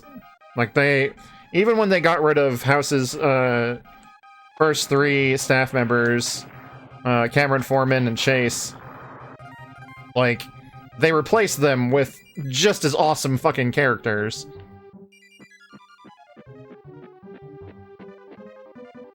And they kept finding different ways to not only make the medical stuff interesting, but also to keep you caring about the characters they created, that's a pretty rare thing. For an episodic show like that to keep you invested for that long. Like, I didn't want that fucking show to end. Not to mention, like, it was really funny. When I first saw House, I was on a camping trip with my grandmother and my mom. And my grandma had this little teeny tiny television that she would bring with us that would only occasionally work depending on what campsite that we were at, and we would almost never get anything on it, but it had a little VCR, so we would go to this I want to say it might have been a family video out in the middle of nowhere where we were camping, and like rent movies, and then we would like barbecue and eat our food while watching a movie or whatever. But one of the times the TV actually worked, it picked up an episode of House. And when I was a kid, there was this movie called My Best Friend is a Vampire that I still love to this day, but I watched that movie like obsessively as a kid. I watched it over and over and over and over. And Robert Sean Leonard, the dude who plays Dr. Wilson in House, was the main character of that movie. And as soon as I saw him on that show, I was like, I have to watch this show. Because I hadn't seen anything with Robert Sean Leonard in it since that movie. So I'm like, oh my god, it's the dude from one of my favorite movies. I have to see what this show is about. And then when we got home from the camping trip, I looked it up, and I fell in love with that fucking show. Your mom makes a salad, it's literally just cucumber and tomatoes. I've heard of really simple salads like that. I want to say that, it's not necessarily a salad, but in Italy they have a dish that is literally just like sliced thin tomato with mozzarella cheese and basil leaves, and that's like it. Now watch. What? How the fuck was I supposed to know that? How the fuck was I supposed to know that? And I just used the fucking potion instead of the dragon scale, whatever. I hate this. If the game comes up with another bullshit puzzle like this, I might just turn it off. Because that's horseshit.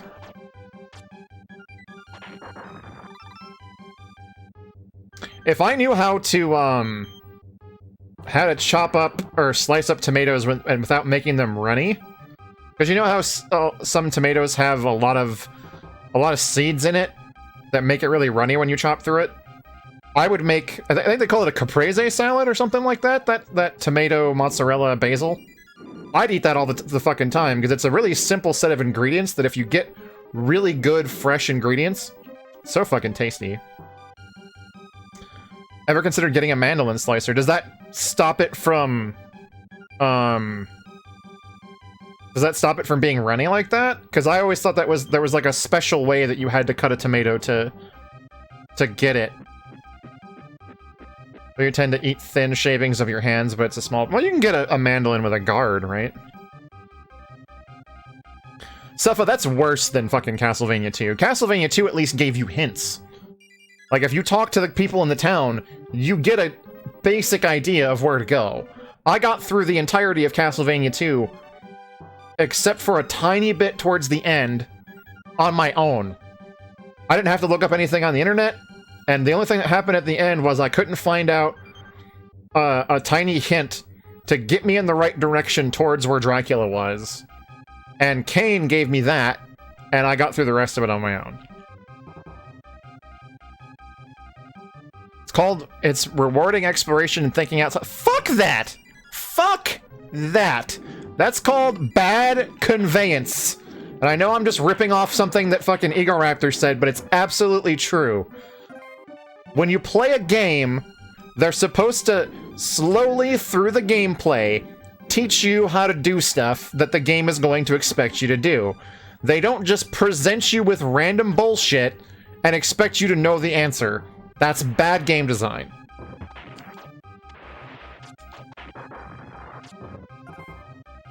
Now, I'll give it the benefit of the doubt. Maybe I missed a townsperson or something that would tell you how to deal with that shit. But as far as I know, there ain't nothing telling me how to, if I see a pit of fire that I can't cross, that I'm supposed to jump in the pit.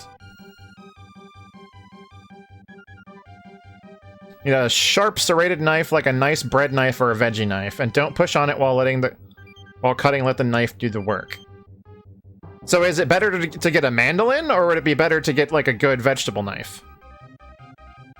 Because I'm okay with spending, I'm okay with spending a decent amount on a knife. Like I spent like I think 40 bucks on my butcher knife that I use for basically everything. So I wouldn't mind, you know, spending like 20 or 30 bucks to get a good. Wow. Do I have potions? Are you serious, game? Tell me I can use these on it. Tell me I can do that.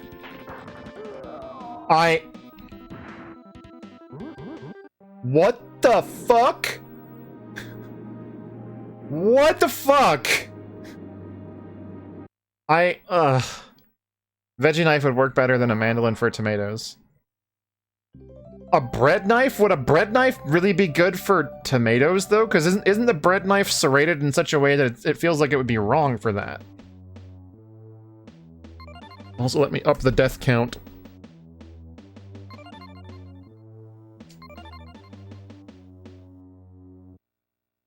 Bread knife works for soft veggies as well. So I guess I could get just like a bread knife. I could get like get it as a multitasker. And then I could buy, because my local bakery sells whole loaves of fresh bread, but you'd have to cut it yourself, and the knife I have doesn't cut it very well because it's a fucking butcher's knife.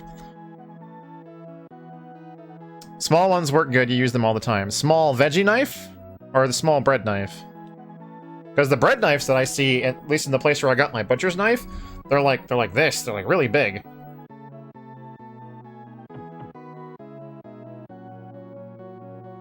I don't think you jinxed anything, Frump. I think this game might have just been fucking done before I even touched it.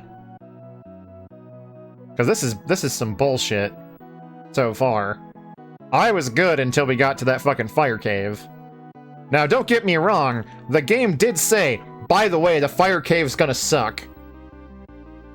And they even, like, atmospherically, like, looking at what I've got in front of me right now, they're like, this is gonna be difficult. They're flagging that perfectly well. But that boss was bullshit. Do I have 3 potions? Because if not, I might... Okay, I have 3 potions. I just gotta be careful. Until we get to the boss. Best 2 knives to have in your kitchen is a nice chef's knife and a nice bread knife. Okay, I might just get a bread knife then. Because I like tomatoes in certain applications. I've never learned how to, like, properly cut a tomato, so I just basically gave up on it for a while. Because I would love to just make caprese salad and eat it all the fucking time. When I was still on keto, what I would do is they have these little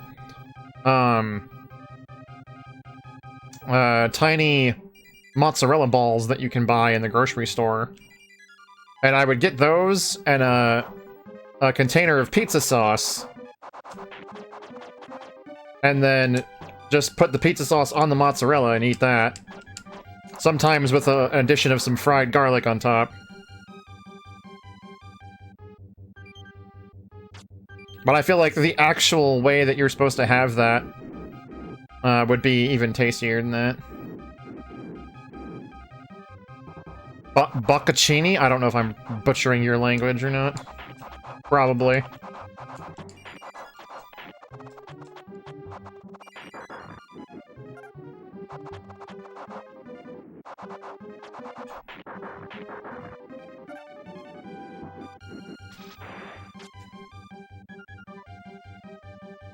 %70 correct? That's good enough for me.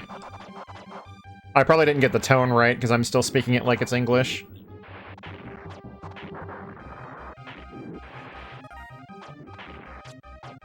Fuck me, really?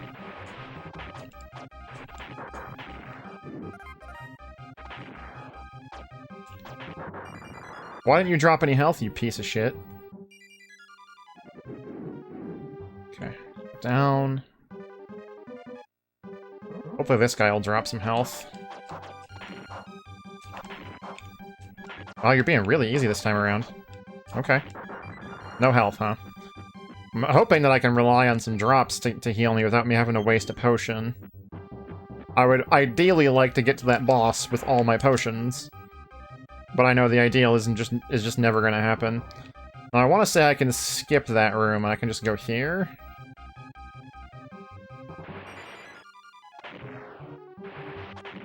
That's right. Keep being nice. One more. There we go. No health, though. Could have used that health. Why did I go backwards? That's not helping me at all. Did that hurt you? Not really.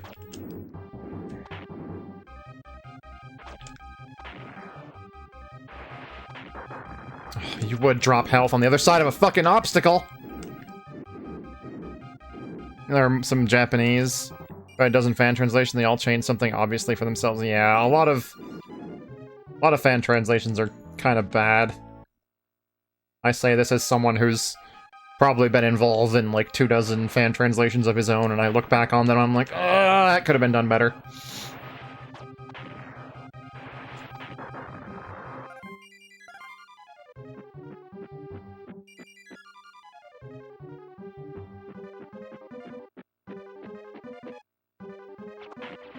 Wow, what a dick.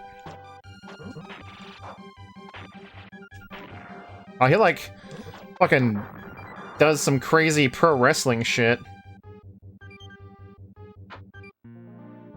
Alright. I might have to use one potion before we get to the boss, but at least I'll still have 2. That's way better than 0.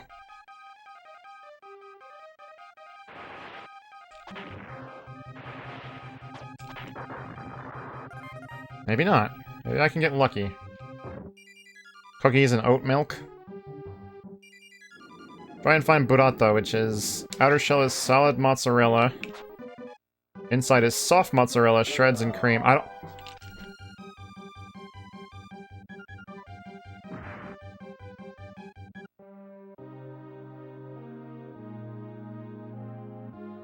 Why do people like this game again?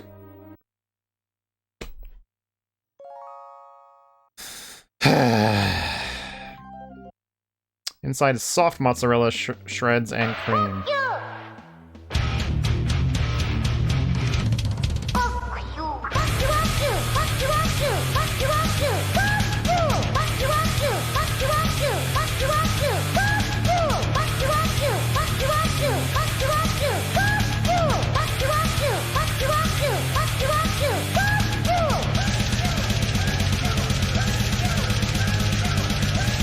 I should be seeing some Laz Fuchs in chat right now.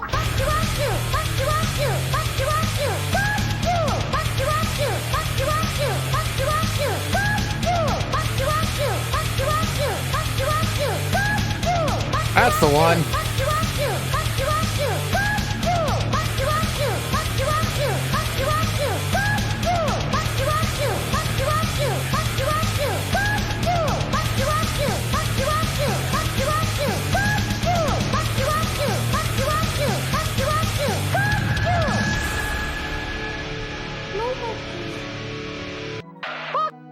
Thank you for the 249. Appreciate that. Yeah, the chances of me finding burrata is probably pretty low, I imagine. Japan is not good about having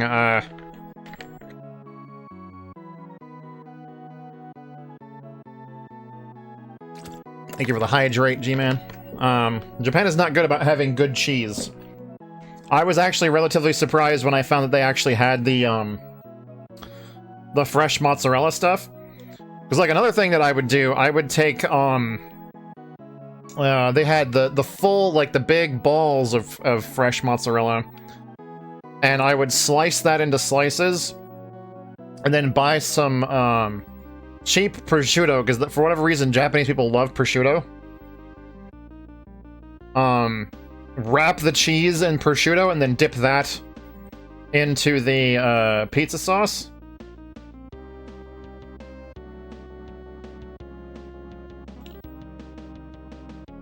You add fresh olive oil and green peppercorns. I don't think I've actually seen green peppercorns here. I think I've seen the pink ones. And obviously the normal ones, the black ones. Prosciutto, it's like dried ham, basically. Thinly sliced, cured, dried ham. And it's very, very delicious. But it's super salty. So you want to pair it with something that goes good with salt, and tomato is really good with that. Actually, now that I'm out of my diet... Holy fuck, I have to start thinking outside the box, because I went off my diet, I've been off it since the whole coronavirus shit. The way I even got... I've never even heard of Iberic ham, and hey Phoenix, how's it going? What was I gonna say? The idea that, or the place I got the idea, for the sliced mozzarella and ham and pizza sauce was I saw an episode of Binging with Babish. For those of you who don't know what that is, it's a guy on YouTube who creates famous, dishes from movies and TV shows and stuff. I don't remember what the movie was. But, no, it's not. It's Italian, isn't it? Oh, you're, okay. Oh, okay. So Iberic ham is the Spanish version of prosciutto. Gotcha. But anyway, the episode that I watched that gave me this idea was from a movie where this guy gets into the back of a limo, and the person that had the limo there for him, like, had his favorite sandwich for him, and it was this big, like, hoagie roll filled with, basically a caprese salad in a hoagie roll, and I'm like, but it had, prosciutto ham in it, too. And that sounds so good, and I'm like, you know, now that I'm off my diet, I could actually do the real thing. I could go get some prosciutto and some mozzarella and some basil and some tomatoes and a hoagie roll and actually make that fucking sandwich. I would disagree with that, Phoenix. Italy has some damn good food, but Japanese food is so fucking good. If I had to choose one place in the world to live based on the food alone, it would be Japan. Oh yeah, Eraito's Italian.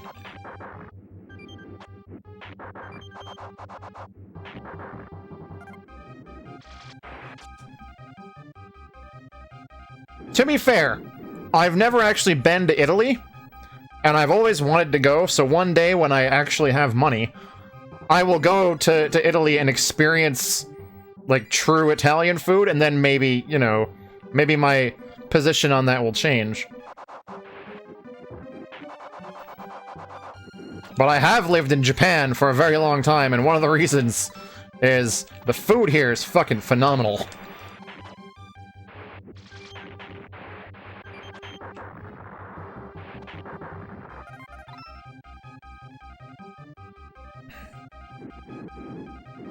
When you visited Italy, you couldn't stop eating anything? Yeah.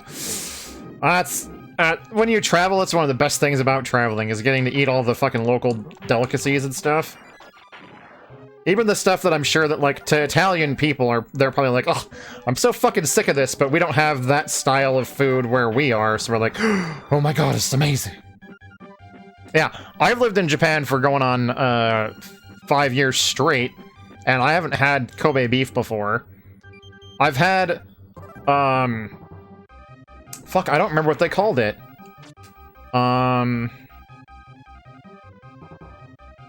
Man, it's been a while since I've been in Shiga. What is the old way to say Shiga? Omi. Omi. Omi is the old word for Shiga Prefecture, the old name for it. And they have what they call Omi beef there, and I had a little bit of Omi beef in a curry once.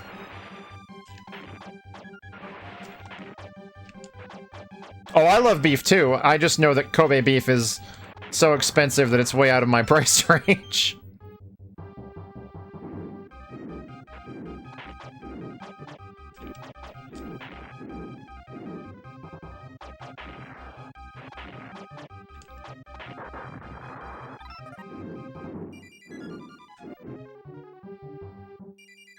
Now they also have, oh, just letting me know. Well, I would very much appreciate that, because I've never gotten to have that.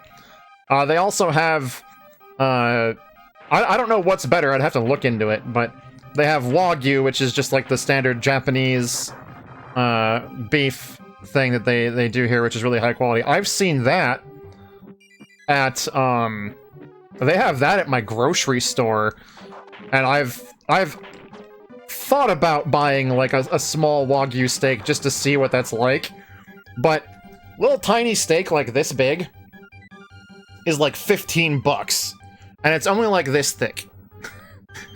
So, I have stopped myself from doing that because of how ridiculously expensive that is. It's one of the things you want to do if you ever go. I don't blame you.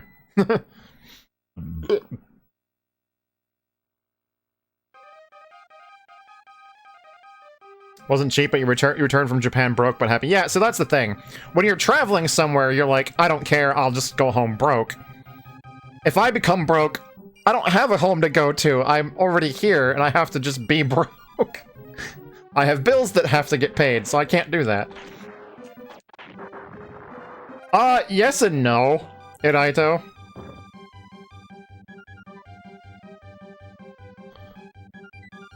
Wagyu is Japanese beef, Kobe is high quality Wagyu. So there's also, one of the aspects of my job is when we run out of cool shit to do, like when I'm not able to translate video games or card games or whatever, I have to translate these menus for these restaurants in this really high quality, like high class hotel. Like one of the only 3-star Michelin hotels in the country is one of our clients. And when I translate the menus for that place, they often bring up this thing that they call Kuroge Wagyu, which is apparently like the Wagyu of Wagyu. So apparently that's a thing. I don't know if Kuroge Wagyu is better than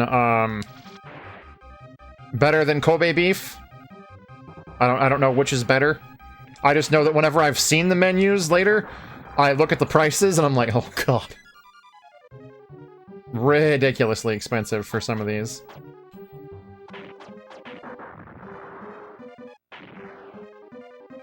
It's not. It's really not. I really hate it. I hate that part of my job so fucking much. Like, if I could go my life never having to translate another restaurant menu as far as I live, I would take it. Like, if someone's like, I gotta chop off, like, your pinky toe, but you'd never have to translate another restaurant menu, I'd be like, you take that fucking toe right now. Because translating a menu doesn't seem like hard work, but the Japanese they use in restaurant menus is overly complicated bullshit Japanese that never comes up in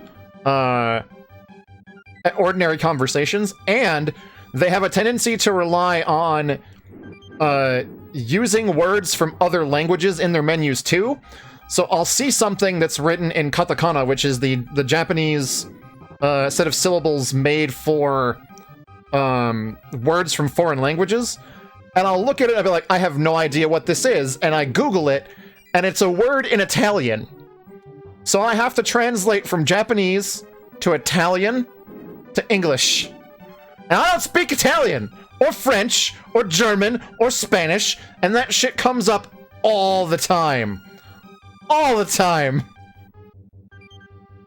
And I don't get paid enough to translate that shit. And yes, Frumpet is also, there's also corporate, well, not really corporate speak so much as just like, Japanese has a set of words to make things seem fancy. And a lot of those are used in cooking. Anything that's based around, serving customers will have fancified Japanese.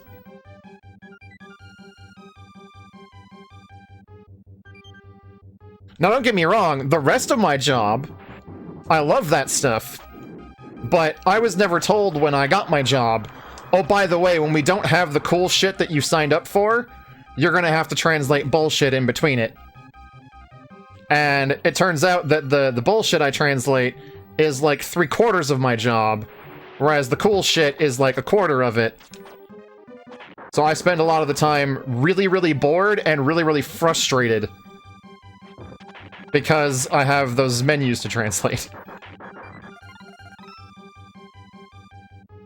I've told this at length to Iraito before because it's always funny to me because they use those words, the words in like Italian and French and stuff like that, as another way to like make their restaurant seem fancy. And I'll show it to Iraito because he speaks Italian, and he'll laugh at how stupid it sounds in Italian because it doesn't sound like anything fancy to him, because it just sounds like random shit. All thanks to my submarine, the USS Medic.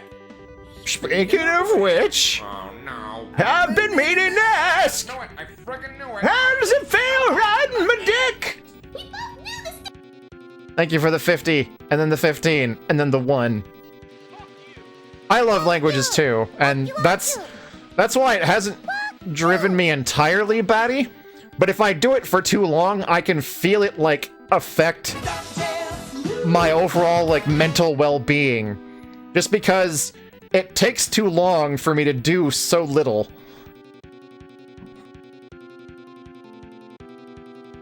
Like, you give me a script from a video game that's like 5 pages long, and I'll have that translated for you in like an afternoon. But you give me a fucking restaurant menu that has all this ridiculous bullshit Japanese in it, and it'll take me like 8 hours. Or maybe not 8 hours, maybe like 4 hours to do it. And it's only like half a page.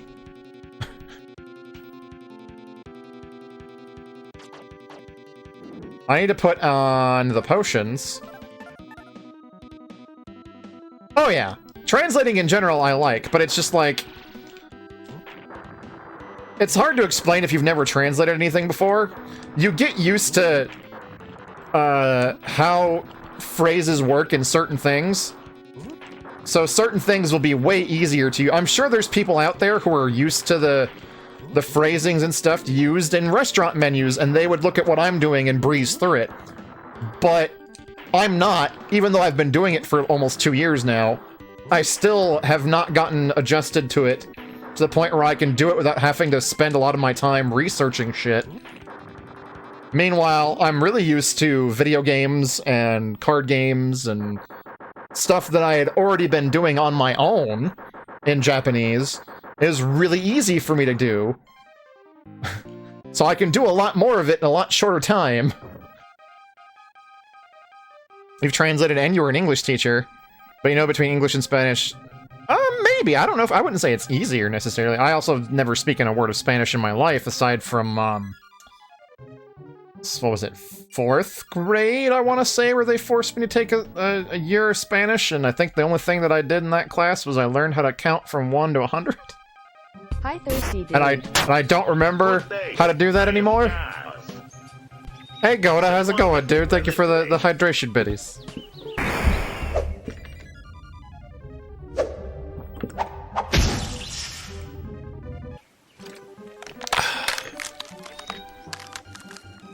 Oh dear. Should I make a hydrate command? Is that a thing?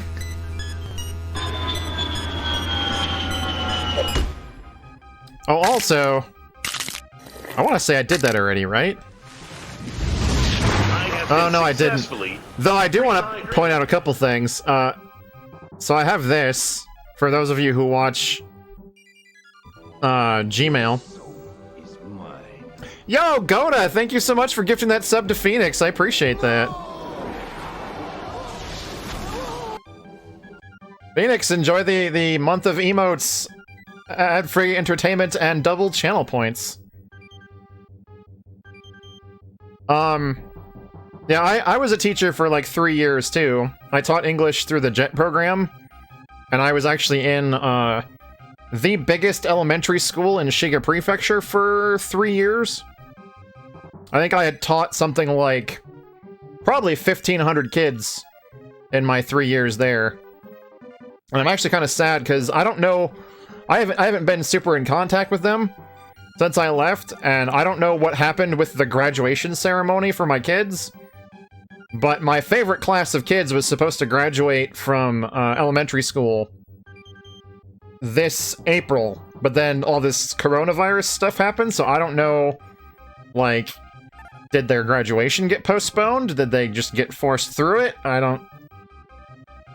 And I would have loved to have been there to see them through the ceremony and make them all cry because I came back. Really thirsty. Oh my god, Goda! Hey, I am God. Such wonderful weather today. Why does everybody in my chat speak a foreign language that's not Japanese?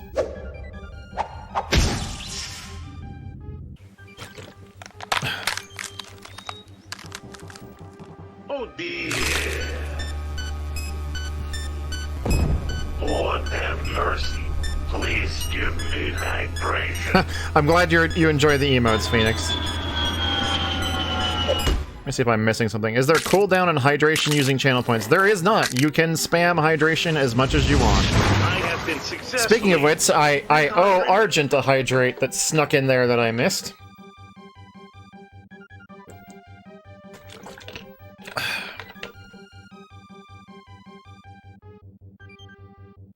Is English a very common course taught in Japan? So,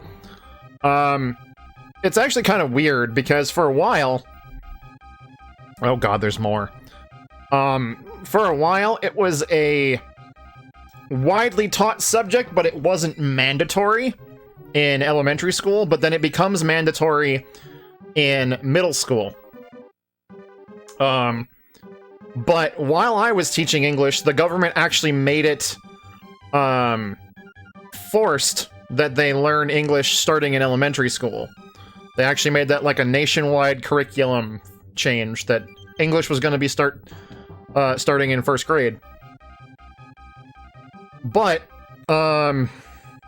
obviously this is a big topic, so it's really hard for me to like summarize this in a couple minutes, but essentially, the way that they teach English in Japan doesn't lend to them getting a lot of speaking practice. So you'll wind up with a lot of people who can hear English and kind of understand what you're saying, or could write it down, but not actually speak English. They focus a lot on the grammar involved in forming sentences and stuff like that. Or they'll have like a speech contest. In middle school and high school, speech contests are a very big thing. I only taught elementary, so I didn't have to deal with it, but I had a lot of friends who taught middle and high school.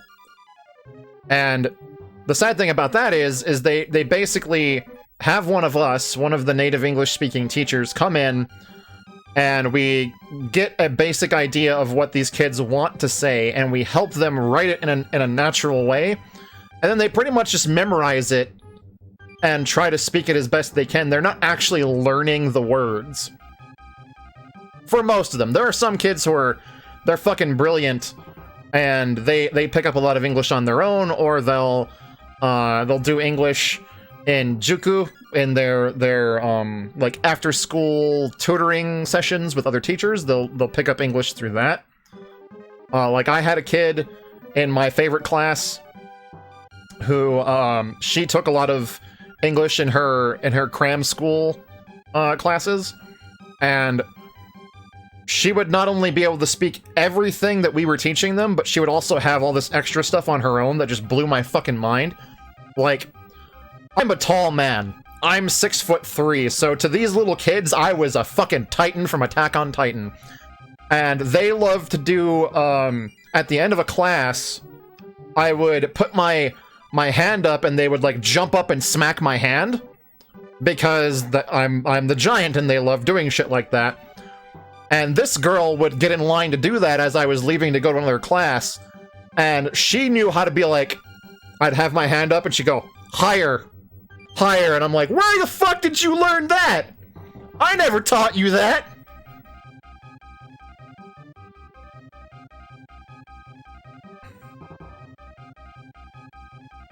Let me see what I've missed. I know I have 2 hydrates because Iraito's an asshole.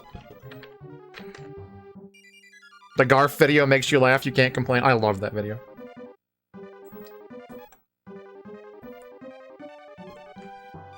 I might have to go and, oh, fuck, there was 2 of them right there. I don't know how much I just drank. I like how this has just turned into a just chatting stream for, like, the next, or last 10 minutes. Let me see what I missed. Laz opened the floodgates. What language are you speaking, G-Man? Foreign language is easier to absorb and... Yeah. I feel like a lot of the kids who were really smart, or who were really good at English, I want to say. They weren't necessarily smart because they were good at English.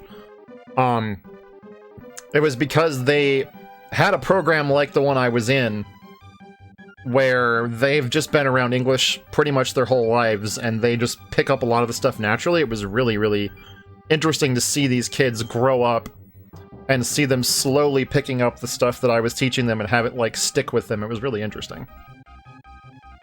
A lot of people, 3 languages in Europe is too damn high. Specifically, the country, it's kind of in the middle. A bunch of kids grow up exposed to so many languages. You follow an English guy who was an English teacher in Japan for a while. US, you barely get Spanish. Yeah, when I was in high school, they are, like I said, actually, the only language exposure I had was, there was 2 classes that I took throughout my entire schooling in Michigan. In 4th grade, I had a year of Spanish, which again, basically went in one ear and out the other. And in 7th grade, we had a Latin class, and most of that was sort of just like connecting it to English. Like teaching us little bits of Latin and where those words came from, or where the words in English came from that go back to Latin. We didn't actually like learn how to speak it. Your direct experience learning English, the best way to learn a language is to read, memorize grammar and words while you read. Comics help. Yes, absolutely. Though I am extremely impressed that you learned English in 2 years through comics. There's another hydrate. I hate you. I've gotten... They knew they needed to challenge a giant. Well, it got funny, because, it started as me putting my hand up and they would do that. And when they realized that the giant was also strong, they'd start having me lift them up. And when 2nd graders do that, no big deal. 2nd graders are like, you know, like 30 pounds max. But those 2nd graders that were there from my first year of teaching grow into 3rd graders, and then 4th graders, and then 5th graders, and these fuckers are weighing 70 pounds. That's when it starts getting, a little difficult. The new Water and Water video is so much better, I agree. People drown me all the time, that's why we have that emote. Hey Yuki, how's it going? Irish Gaelic. Well, that's the language you were talking. Yeah, dictionary and something you want to read. I feel like it's a lot more complicated than that, Iraito.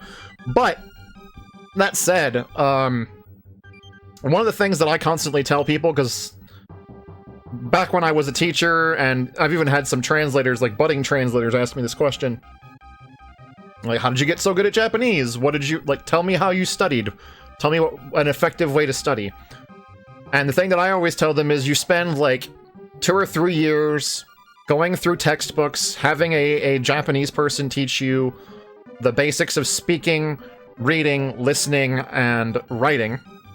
And then once you get to the point where you're at the intermediate level and you can understand, or you can, like, make sense of how grammatical concepts work in the language, then you start studying on your own.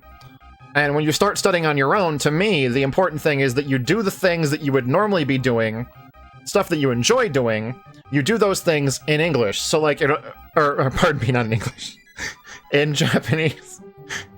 So, like Iraito said, he did it with comics. I personally really enjoyed doing it with video games and music. I don't even know what that was. Chinese Hulk! Yo! Chinese Hulk, how are you doing, dude? Thank you so much for that follow, I appreciate that. Trying to catch up, but y'all are being super chatty tonight. Pushed by your brother, didn't want to let you skip dial. Oh, so you learned. That's right. I saw that you learned through Final Fantasy VII. That's really interesting. You enjoy when I tell you about living in Japan. If you ever have any questions, or even if you just want, maybe I should make that a channel point redemption.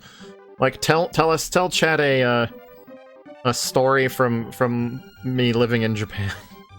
I don't know. Yeah, if you love something, you're gonna learn it. Start with comics, move to books. Water and water. Oh my God! Water, water and water and water. G-Man! Water and water and water, water, water and water and water. You're crazy, man! Water and water and water, water, water and water and water, water, water and water and water, water, water and water. How many are you? Water, Stop it! And water, water, water and water and water, water, water and water and water, water, water and water and water, water, water and water and water, water, water. There's only 2 more of these to go. Not like I was in the middle of telling a story or anything, G-Man.